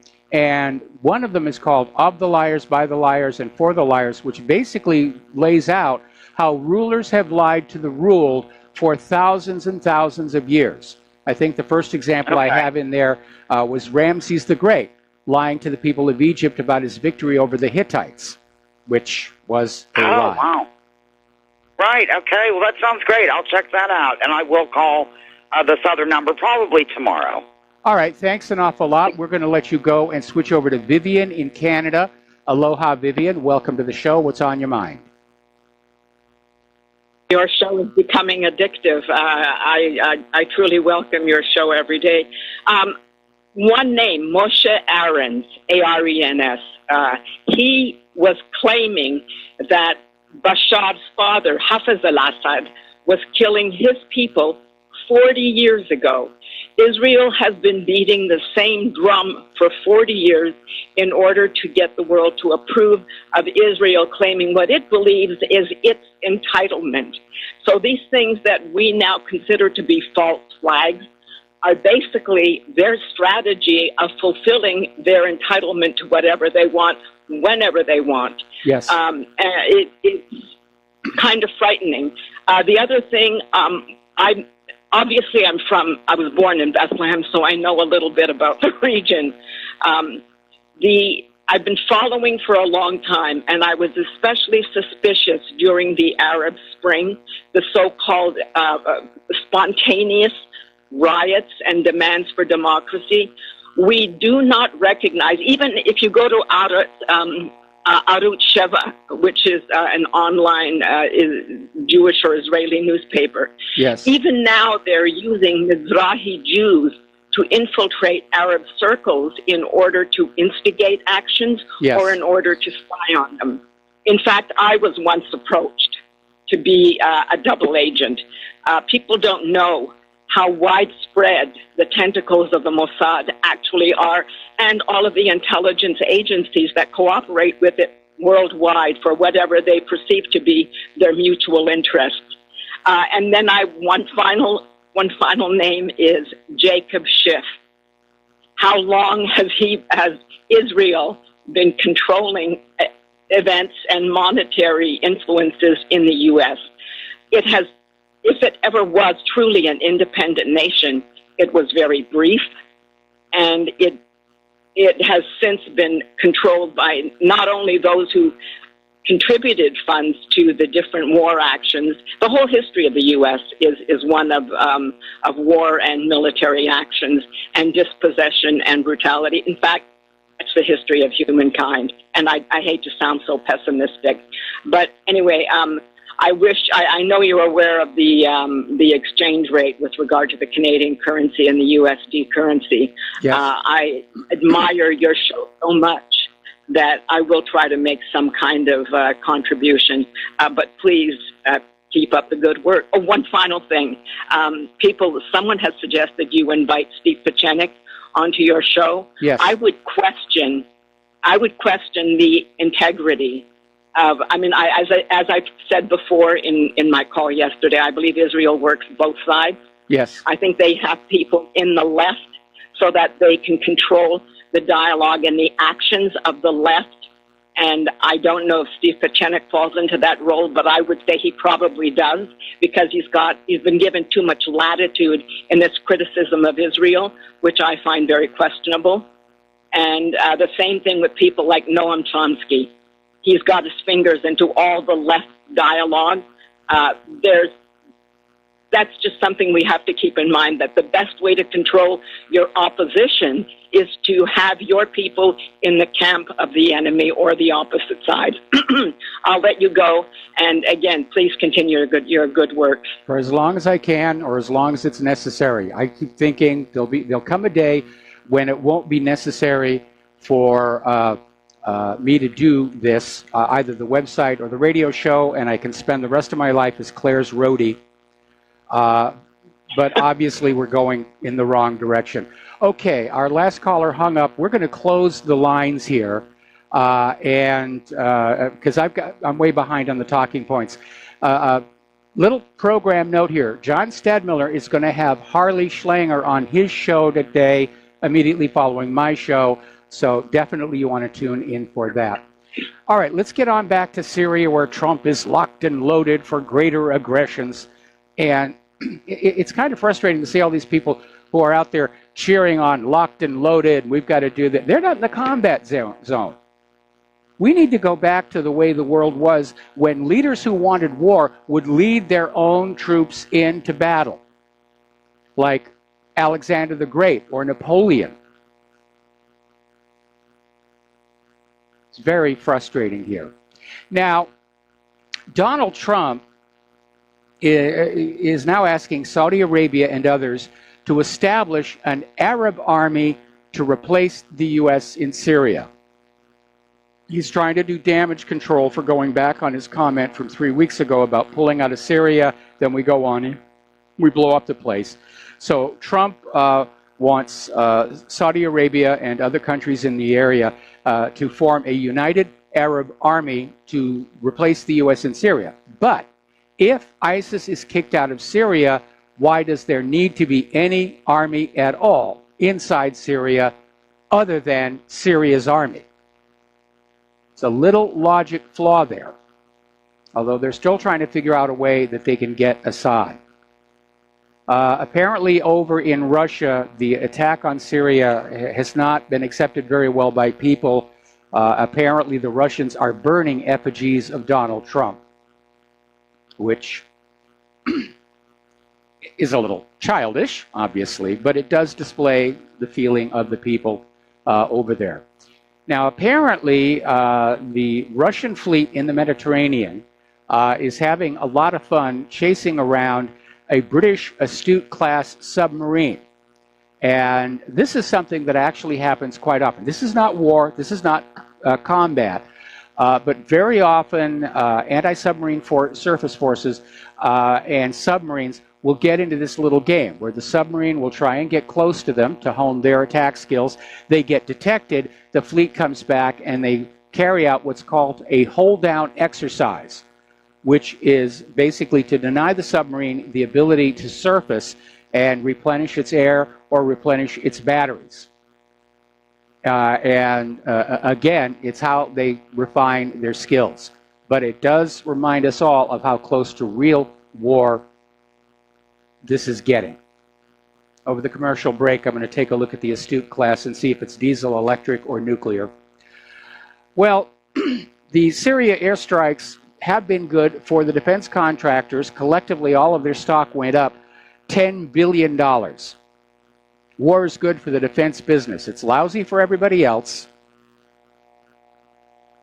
But let's see. Listener wonders whether a military tribunal should be used against corrupt members, officials, and governments who aren't following the Constitution. I say give it a try. Most military people I know are strict constitutionalists. And I know the idea of a military coup sounds very, very scary, and it hasn't always worked out in the past in other countries. But we can't stay on the path we're on now, or this nation will be utterly destroyed, in my opinion. Anyway, getting on back to the economics of war. So war is good for the war business. It's not good for the rest of us. The defense contractor stocks are all up. And so everybody who's invested in them are happy. They're making money off of all the carnage here. And that may explain why Theresa May was so gung-ho about going into Syria, because it turns out her husband, Philip May, works for a company called Capital Group, which is also the second largest shareholder in Lockheed Martin. So the May family is making money off of all of this. Theresa May spends the British public's money on this attack and then rakes in the dough from her stock portfolio, or her husband's stock portfolio. And by the way, has anybody besides me noticed that the part of Syria now occupied by the U.S. is the part that contains the oil, the water, and the gas? Just something to keep in mind when you're trying to figure out why this war continues to rage. We'll be back after these few words. And aloha America, welcome back to our show. Now, the European Union has been debating on a new round of sanctions against Iran, mostly because Trump has been arm-twisting them to ramp up pressure on Iran. And the EU failed to agree on these new sanctions, which means they're not happening. And everybody's concerned about this Trump deadline, which is nearing, and the indications are that Trump is going to unilaterally pull out of the P5+1 deal because he says it was a terrible deal. Everybody else disagrees. Iran is not working on nuclear weapons. Iran is not enriching uranium. Why is that a bad deal? Well, because it didn't include those long-range missiles. See, this is a continuation of a pattern that is playing out in country after country after country after country. The U.S. goes on in and they apply economic and diplomatic pressure to try and get a country to get rid of their weapons of deterrence. They did it in Iraq. They convinced Saddam to give up his chemical, biological weapons. He never had nukes, with the promise that this would guarantee Iraq's security. Then the U.S. invaded twice. They did it with Libya. They convinced Libya to give up their very fledgling nuclear activities with the promise that it would make Libya safe. Then the U.S. invaded Libya. They did it with Syria. Bashar al-Assad surrendered all of his chemical weapons under international supervision because he was told that would make the U.S. happy and he would be safe. And then the U.S. invaded. And now they're trying to do it to Iran. They're trying to get Iran to give up their weapons of deterrence to make it easier to invade. And as I'm told that caller, what Trump just did in Syria ends any possibility that North Korea is going to surrender their weapons of deterrence, because the pattern is repeating all over again. Now, if Trump pulls out of the P5+1 deal, Iran is planning on teaming up with China on nuclear development. They're already partners with Russia to build their power stations, which, by the way, they're allowed to have under the Non-Proliferation Treaty. And so now they're talking to China about help with their nuclear program. And again, doesn't mean they're building bombs. It just means they're going back to being self-sufficient. Now, here is breaking news, and I think this supports something I speculated about a couple of weeks ago when they said North and South Korea's leaders were actually going to get together and talk. North and South Korea may announce an official end to the Korean War. It's only been lingering in this sort of twilight zone for about 50 years. But apparently one of the things that will come out of the meeting between Moon Jae-in and Kim Jong-un is an official declared end of the Korean War. Now that immediately undermines the U.S. justification for being in South Korea. And that may be what Moon Jae-in definitely wants. We're going to take a break for commercials. Back with Hour 3 after these few words. And aloha, America. Welcome back to our show, hour number 3. And the phone lines are still closed. I'm trying to play catch up from all the phone calls this morning here. Over in the South China Sea, the People's Liberation Army of China is building what they call the Underwater Great Wall. And basically, it's a combination of a network of permanently stationed ships and subsurface sensors in the South China Sea. Now, for people who are a little bit older, they remember the Cold War, the U.S. had such a system in both the Atlantic and the Pacific, and it was called SOSUS. And it was this network of undersea cables and hydrophones that stretched all over the ocean. And they could hear anything that was passing overhead, apparently even through the thermocline. And as a matter of fact, the wreck of the Scorpion was detected by sound traces that were captured on the SOSUS sensors. Well, when the Cold War ended, maintaining SOSUS and CERTAS and all those other things was deemed too costly and unnecessary, so the SOSUS nets were actually turned over to marine biologists to track whales with. Whether they're still operational today or not, I don't know, but it's obvious that China has decided this would be something really useful to have around the islands in the South China Sea. It would make an approach by either surface ship or submarine that much more difficult. So they're getting ready. Everybody knows what's coming, and everybody's getting ready any way that they can. And by the way, that should apply to you. If this war really comes on, there's going to be shortages, there are going to be blackouts, there are going to be all kinds of issues, and if you're not a prepper already, you need to start. And being a prepper is more than just buying a bunch of stuff and packing it away in the garage. You've got to work with it. You've got to learn how to use it. It does take a certain degree of maintenance. You've got to learn some basic rules. Never store batteries inside electronics because most modern electronics have what are called soft switches that still draw current. And after a while, the batteries will rupture and corrode.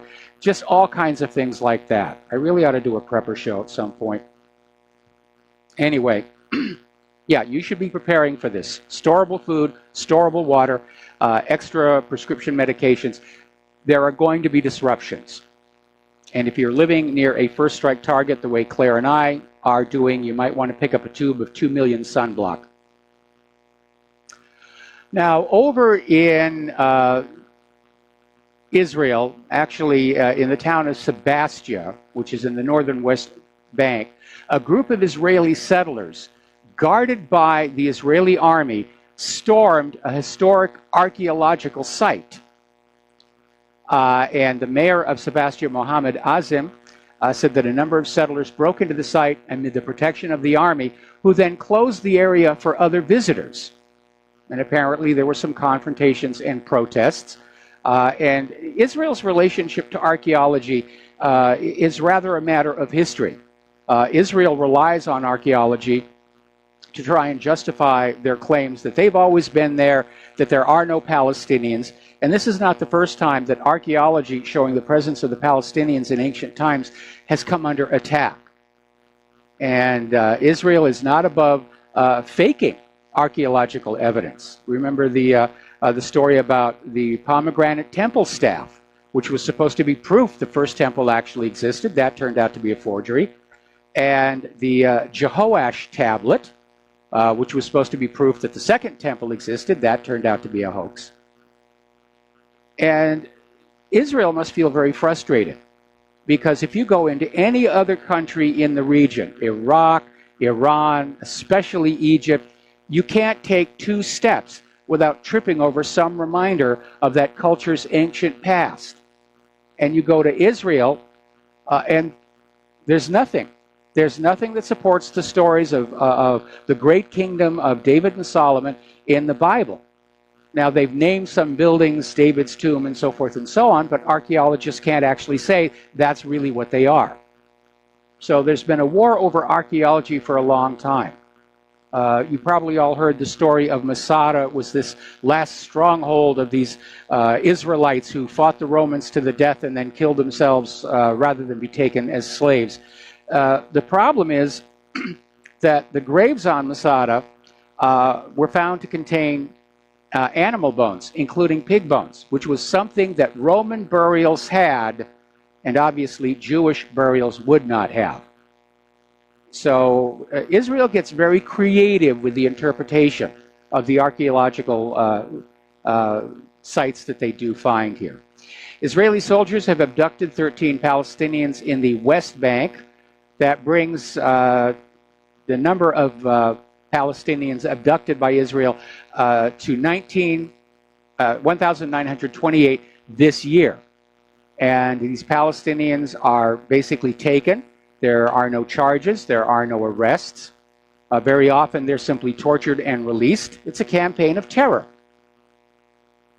It's exactly what it is. We're going to do a shout out now to our on-air affiliates who are just now rejoining the network.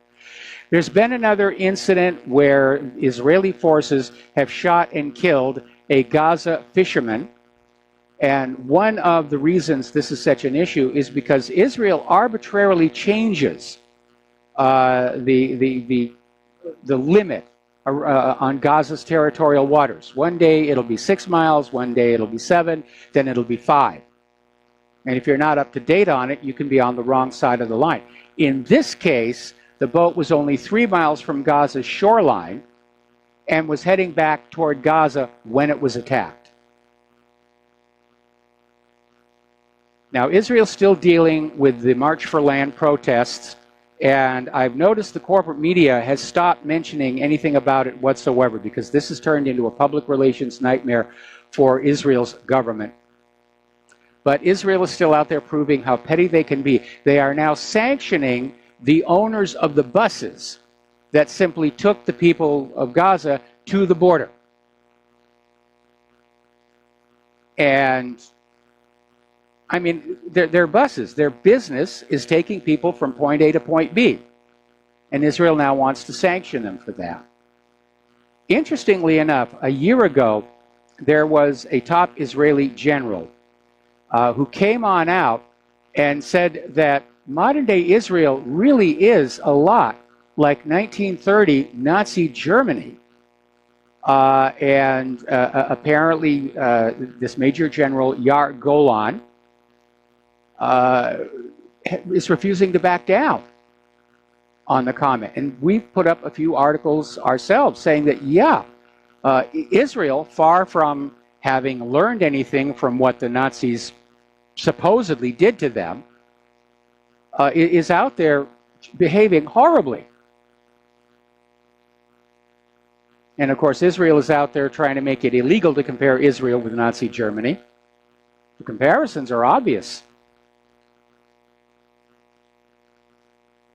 Now, over at the New York Slimes, for a while it looked like they might provide an honest reporting of what was going on along the border between Israel and Gaza, especially with the snipers. But somebody made a phone call, and the New York Times is back to their normal one-sided reporting.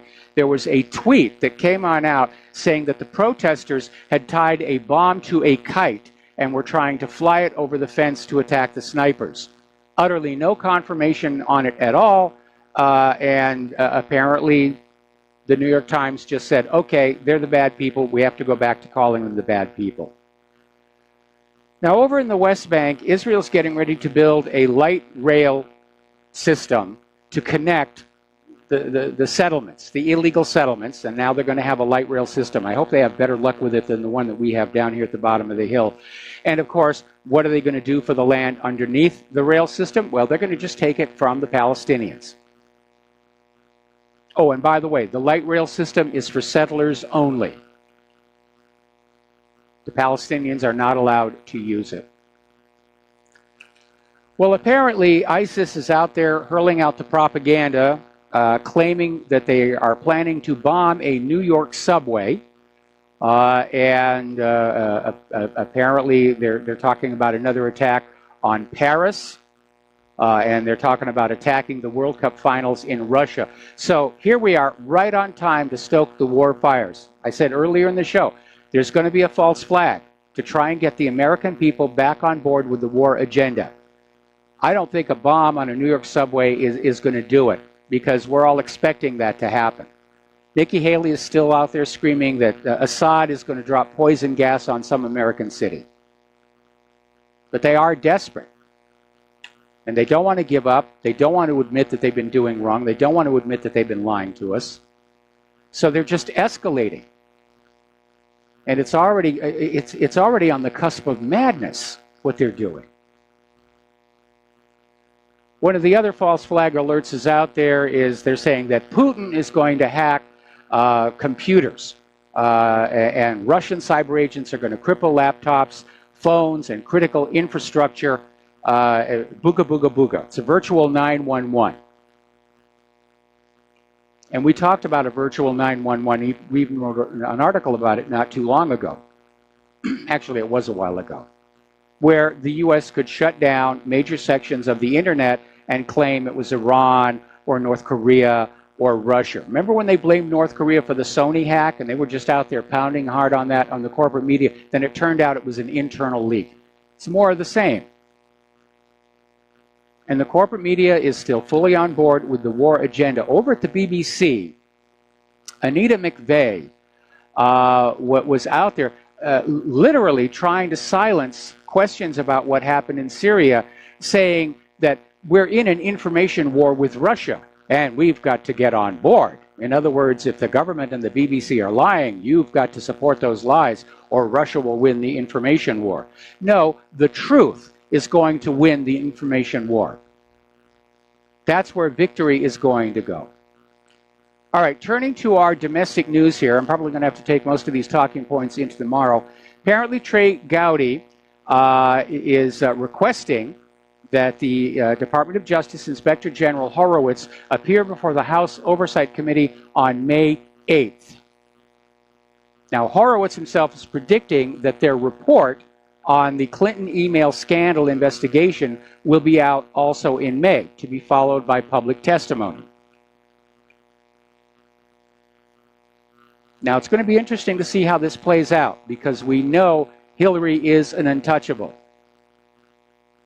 both because of that Clinton Foundation, which everybody inside the Beltway seems to be dirty with, and because a scandal of the magnitude that I suspect lies behind that email server would bring down the entire government. And I'm sure Hillary's out there making phone calls saying, you know, you've got to stop this. If this comes out, all of you are out of jobs. And so even people who cannot stand Hillary Clinton personally are working to protect her out of their own self-interest. Now, as you know, James Comey is in the middle of his 15 minutes of fame. He's out there with his book, and he basically did this interview on ABC. And apparently, FBI insiders were not pleased with him and basically just described him as a self-centered donkey. There's another word that goes in there, but I can't say it, or our affiliates will lose their FCC licenses. Because even though the U.S. government is committing war crimes all over the planet, we're not allowed to use bad words on radio to prove that we are a just and moral people. Now, Tom Fitton over at Judicial Watch has pointed out that Comey has admitted there were hundreds of thousands of Hillary emails found on Anthony Weiner's laptop. Judicial Watch was told only 72,000 were recovered. So apparently evidence was being withheld from Judicial Watch, despite the court orders. Cover-up after cover-up after cover-up. And apparently this also came out of that ABC interview. Joe DiGenova is out there describing Comey as having single-handedly destroyed the FBI. He has to be charged with crimes and for lying to Congress, and he ought to be. But he didn't single-handedly destroy the credibility of the FBI. The FBI has been destroying its own credibility going all the way back at least to COINTELPRO. And there's a permanently linked article about COINTELPRO at my website. You might want to read it. Big stink back in the 60s. That's when America found out just how pervasive the intelligence operation on our own people was. And it's worse today. Now, apparently, not a lot of people tuned in to James Comey's ABC interview. According to The Hollywood Reporter, ABC averaged 9.8 million viewers and a 2.4 rating in the 25 to 54 demographic. That pretty much covers everybody who might actually be interested. That's bad ratings. People don't want to listen to Comey anymore. He's got nothing to say. Jim Jordan is now out there saying that there was, in fact, pressure from Loretta Lynch to shut down the probe into the Clinton so-called charitable foundation. That's where all the corruption comes together. It's a big, black, rotting ball of corruption, and everybody was tangled up, one way or the other, like a giant Gordian knot. Slush fund, tax avoidance, money laundering. And a lot of people are starting to say, where did all the money for the charitable purposes go, especially down in Haiti? The Clinton Foundation raised a huge amount of money, waving Haitians around following the earthquake. Hardly any of that money got down there. The Haitian government is saying the Clintons just exploited them to just make more money. So let us talk now about what's going on with the Michael Cohen case. Because apparently the judge, Kimba Wood, did the services at George Soros' wedding. Judges are allowed to marry people. Used to be ship captains could, they can't anymore.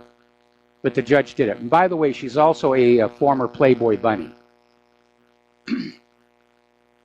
Now, George Soros is now out there demanding that all the Cohen records be placed in federal searchable database. He wants everybody looking in there to try and find some dirt.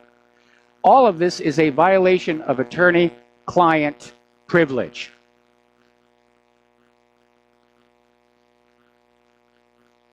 They're desperate to find something. Something that's impeachable, something that they can invoke the 25th Amendment on. Last Friday was possible. Now, as you know, this judge, Kimba Wood, basically outed Sean Hannity as Michael Cohen's third unknown client. And immediately everybody jumped on it. Oh, he's got something to hide. He's got... And Sean Hannity basically came on out and said the situation is that he once called for some advice, but he never retained Michael Cohen. He never got an invoice. He never paid Michael Cohen for legal fees. They just had some occasional conversations. And to their credit, Fox News is standing behind Sean Hannity. But it almost reveals this almost piranha-like ferocity in Trump's critics. They're just grabbing onto anything they think might lead to pay dirt. I'm mixing my metaphors there. Now, over at the Federal Communications Commission, where they're still trying to keep a straight face after taking away net neutrality, although the states are starting to fight back on that, their chairman, Ajit Paj, basically selected a broadband advisor to run a federal advisory committee. And apparently, the advisor, Elizabeth Pierce, has just been arrested on fraud charges.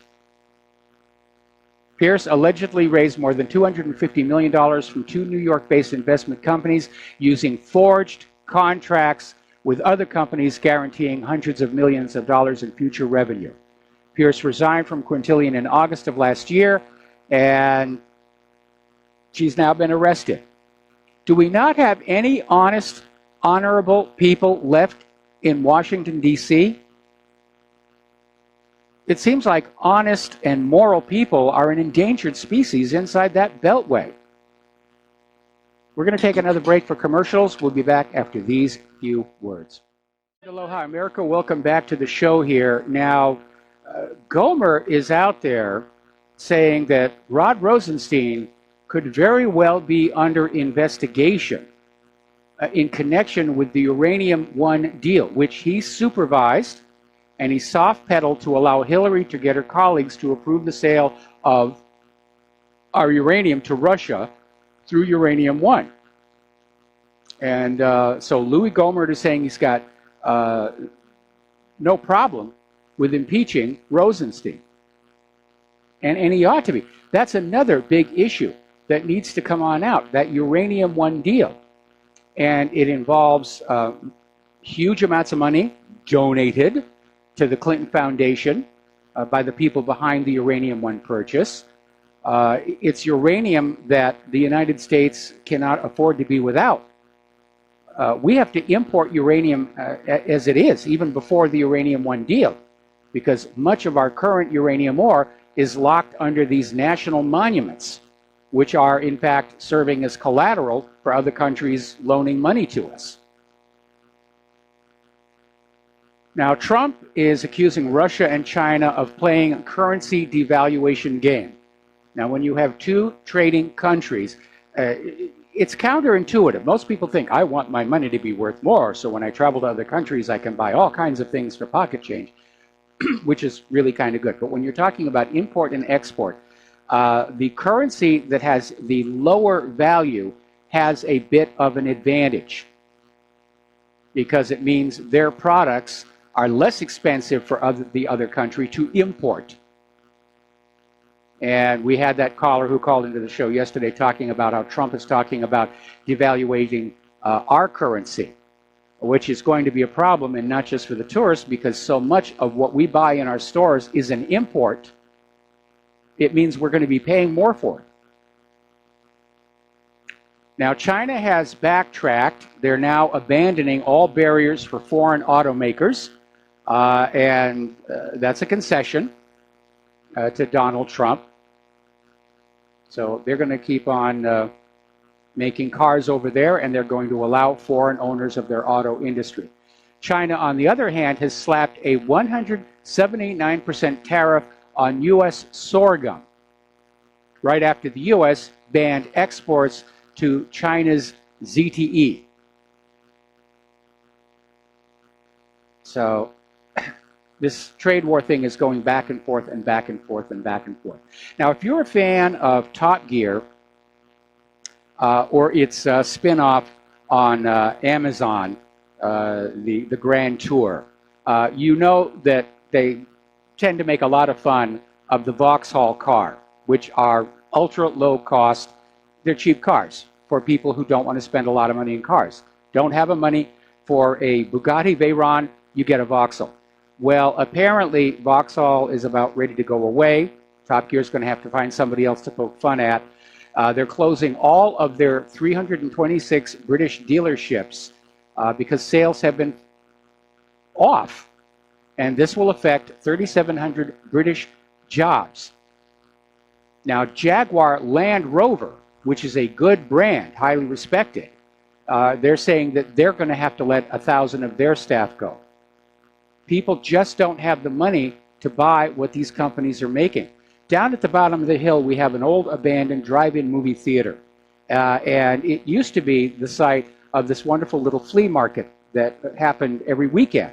And Claire and I used to go down there. We'd buy local produce from the local farmers, and we find all kinds of weird things that were cool to have for just a few bucks. Well, the flea market is now gone, and this lot is being used as an overflow lot for all the car dealerships on the island of Oahu. And it is just filled and filled with 2018 cars, 2017 cars. The dealerships apparently are under contractual obligation to accept so many cars. They don't know where to put them.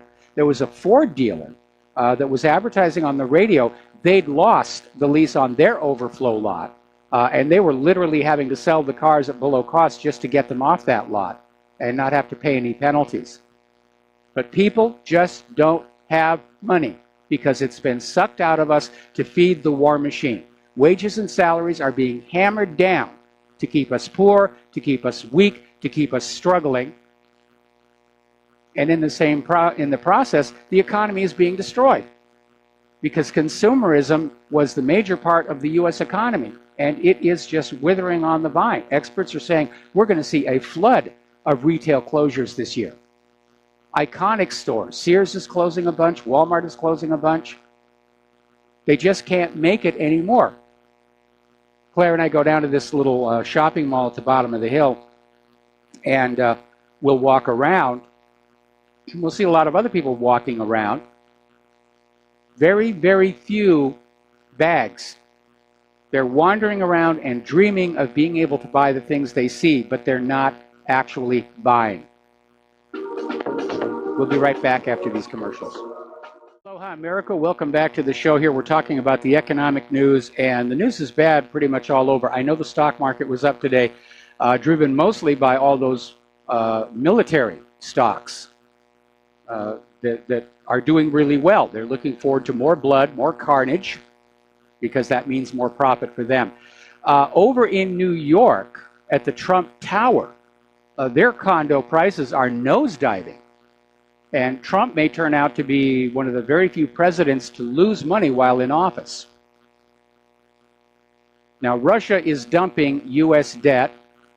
They've reduced their holdings to the lowest in a year, and they may continue to do so. That's one way both Russia and China could basically express their ire, is to start dumping U.S. treasuries. And what would happen then, of course, is the Federal Reserve would just create a whole bunch of money out of thin air and buy back those treasuries. They've already been doing it to try and deal with the fact that there is a treasury bond bubble out there. But of course, the more money the Federal Reserve creates out of thin air, the more inflationary pressure is pushing down the value of the dollar. Now, the European Union is threatening new sanctions against Syria, but pointedly not against Russia. And as you know, Trump backed off his plan to hit Russia with new sanctions. So it's a very, very tense game. And again, Putin and Trump are just nose to nose, trying to stare each other down. Getting on over to the European Union, immigration, so forth. Angela Merkel's joint Eurozone reforms with Macron are being restricted by German conservatives. This is a major blow to the European powers. Now, Macron and Merkel are on the side of integrating the EU into a single country. They want to federalize it. They want Brussels to be the European equivalent of Washington, D.C., and the member nations of the European Union to be reduced to the status of similar to a state here in the United States. Now, as you know, Alex Jones got sued by the gentleman identified as Mr. Posner over Alex Jones reporting that there were reasons to doubt the Sandy Hook shooting even took place. And we all remember all of the reasons to doubt the official story on that one, most especially that one actor who came outdoors to see the cameras, and he's laughing and he's joking, and then he sort of has to work himself down to look like he's sad for the cameras. That was a very damning video. Well, apparently, Posner was asked under the rules of discovery to provide documentation that he really is Mr. Posner, and not just some actor using an adopted name. And at that point, Posner withdrew the lawsuit. In other words, he couldn't prove that he was who he claimed to be. So good for Alex Jones. And maybe this will cause them to back off from Wolfgang Halbig as well. Out in California, Governor Moonbeam is refusing to send the National Guard to the southern border. And legally, technically, he does have that right. But again, a case could be made that he is aiding and abetting illegal immigrants. That's a Title VIII violation, with one count per illegal immigrant being helped, which in California number in the millions. This is a guy who ought to be going to jail. Now, California, apparently having nothing else to concern itself with, is now going after homeschoolers. They don't like the idea of homeschooling. These kids might actually learn something we, the government, don't want them to know. They could actually be taught how to think critically and analytically. That's dangerous. We need dumbed down, mindless drones to secure the future of our country. We've been talking a lot about police brutality, and we've been talking about, along with prescription psychiatric medication, the use of Israeli security companies to train our domestic police force, to basically treat the American people the way the IDF treats the Palestinians, which, as we have seen recently, is not very, very good. But apparently, the Durham City Council in North Carolina has basically voted to end the program. They don't want the Israelis teaching police officers military-style training anymore, because the officers come out of there with a shoot first, ask questions later mentality, just like the IDF snipers down there on the border with Gaza. Now, you remember Dick's Sporting Goods capitulated to David Hogue and the gun grabbers by basically pulling their sporting rifles off the shelves and not being able to find anyone else to buy them. Dick's Sporting Goods lost a huge part of its customer base there. They're now destroying the unsold rifles, and that really is a waste. At the very least, you could have given them to the local police department. That was not really thought out very well at all. Okay, this happened here locally. I got a lot of emails early today saying, are you guys okay? You guys are okay? And I'm saying, yeah, we're fine here. And it turns out, over on the island of Kauai, which is the next island out that way, they got 2 feet of rain, actually a little more than that, in just 24 hours. And it triggered landslides. The Kuhio highway is cut off. They're having to evacuate people by helicopter and boats. And it's just huge amounts of flooding. And this is an issue for us. We have a very good friend who lives in Honolulu. She's an artist. Her home is up on stilts, so that's okay. But her art studio was at ground level, so they're having to basically dig the muck out from under that as well. There was another article she sent me where they're saying it will be years before the region recovers from this one. Now, Kauai does have a reputation of being very wet. In the center of the island, there's a mountain, Mount Waialeale, which is the wettest place on Earth. They get 450 inches of rain every single year. I mean, that's the average. Some years it's worse, some years it's not quite so bad. But yes, it's a very wet situation out there. And I'm wondering how Mark Zuckerberg's place fared, because it's on the flats, it's on the lowlands here. Remember the Keystone Pipeline? Supposed to be state-of-the-art, and its supporters said it would never leak. Of course, they say that about every pipeline that gets built across somebody else's land here. Apparently, it had one of the largest inland oil spills last November, and it was kept under wraps until now. They don't want you thinking about pipelines and oil spills. That's bad. You might object to a pipeline where we want to put one, and we can't allow that. Now, here's a story that came from Natural Health 365, and it has to do with a study of vaccines and their possible link to autoimmune diseases. Now, the National Institutes of Health estimate 23.5 million Americans suffer from some form of autoimmune disease, and the number is growing. Now, a lot of people are starting to wonder, is the problem with some of these chemicals that we're being injected with? Well, a pair of Italian scientists went on out and they surveyed a whole bunch of human vaccines, and every single one they tested revealed toxic substances linked to autoimmune disease. Now, while you digest that, remember the business model of the medical industrial complex is that you must be kept chronically ill so that they can make more money off of you. Curing you is a bad business model. They want you constantly being treated for something. All right, let's take a phone call. Mark in Georgia, aloha. Welcome to the show. What's on your mind? Oh, let's see. Let me get you here first. I'm not going to mention which rideshare program I just recently got involved in because that might put me in an awkward position. But I was just reading online that one of the major rideshare applications that you hit on your smartphone is giving free rides to March for Our Lives. Let's see, is it appropriate to use the term useful idiots, or what kind of... Well, why would you call them useful idiots? Oh, you want to ride to take part in this? Yeah, sorry? Why would you call them useful idiots? I mean, people genuinely support... the March for Life. I thought you meant the March for Lands. Okay, yeah, I understand what you're talking about. They're giving free rides to people that are involved in this. Well, let's disarm law-abiding citizens. And I was just reading that in Britain, they're having a big upshoot in machete attacks. Yes. Surprise, surprise.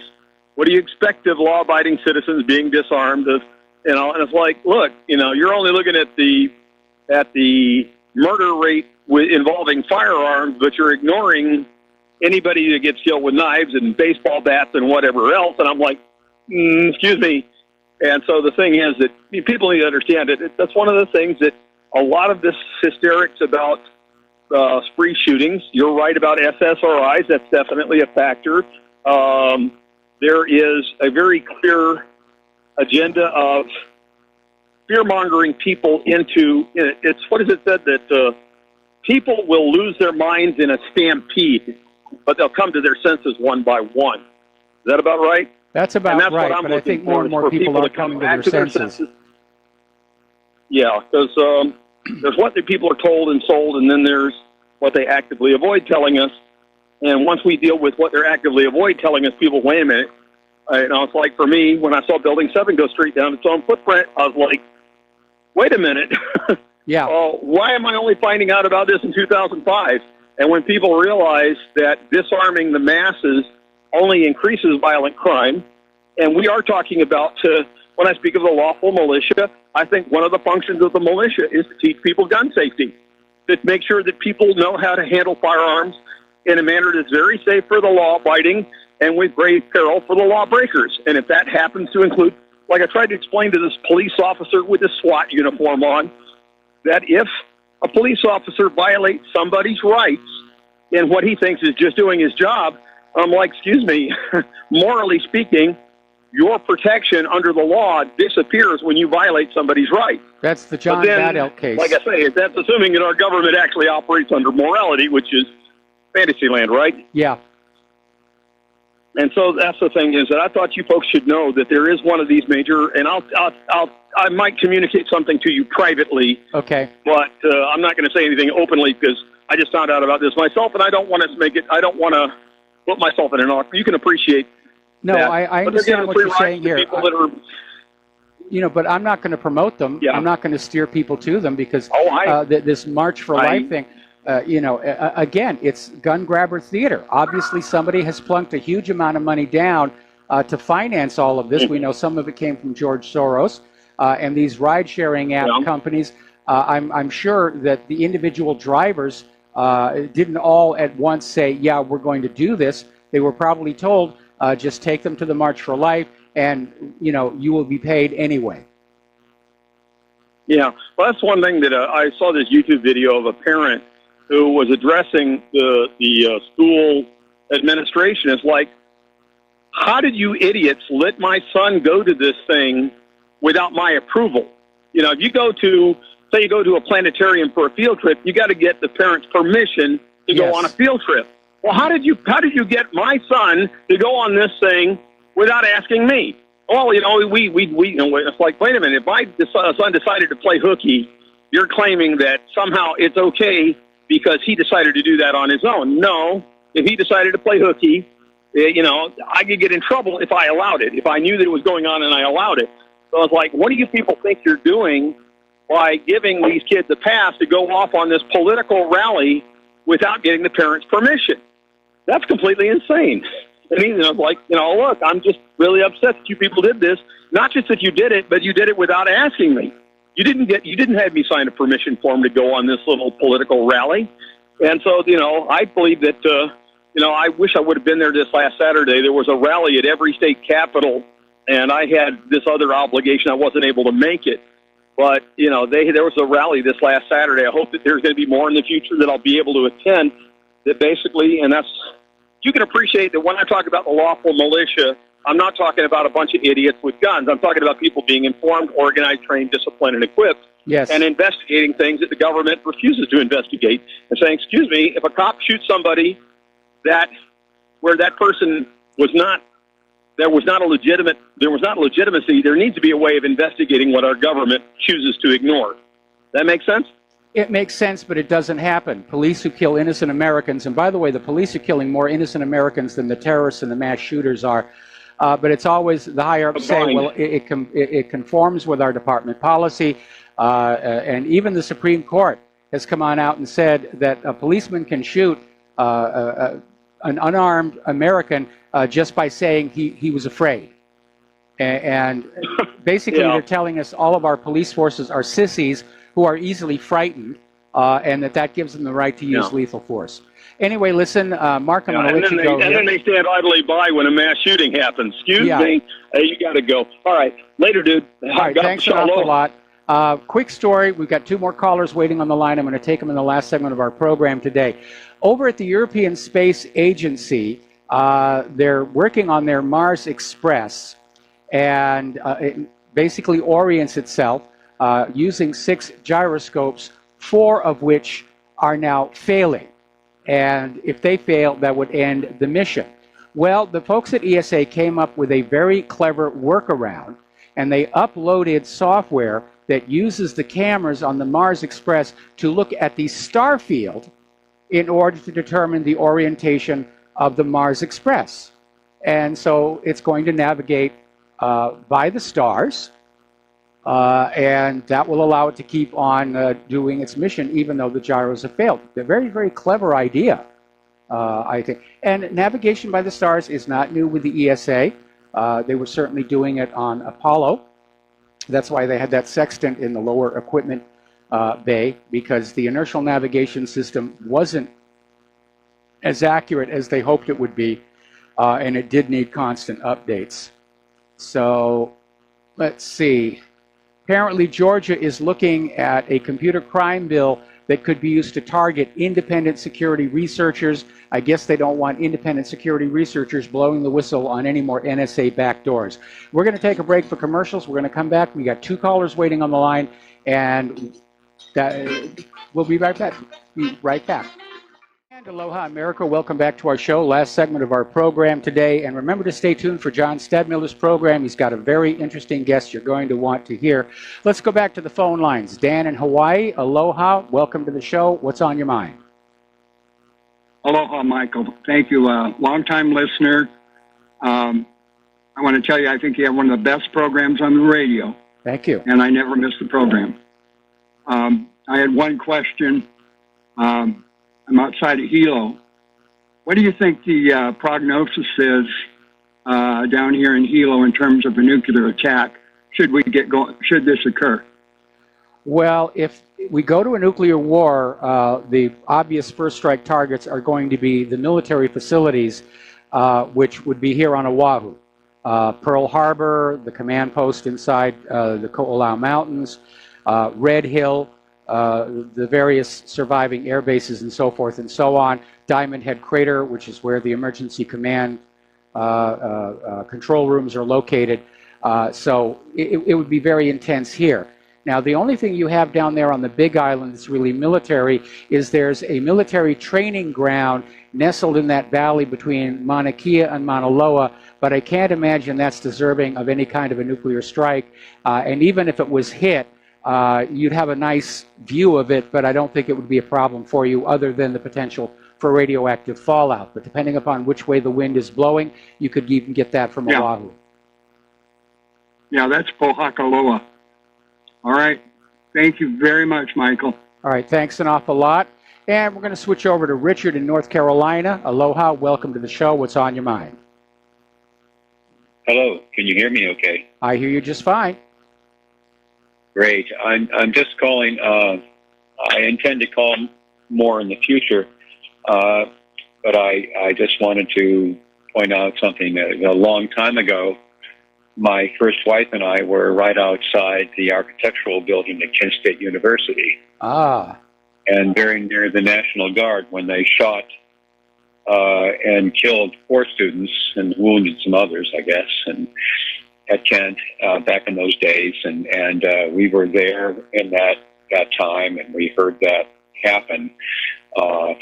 And that began my awareness of what was going on with the world at the time. I was a philosophy student and a psychology student, and I later on went on to some other universities and became a forensic neuropsychologist.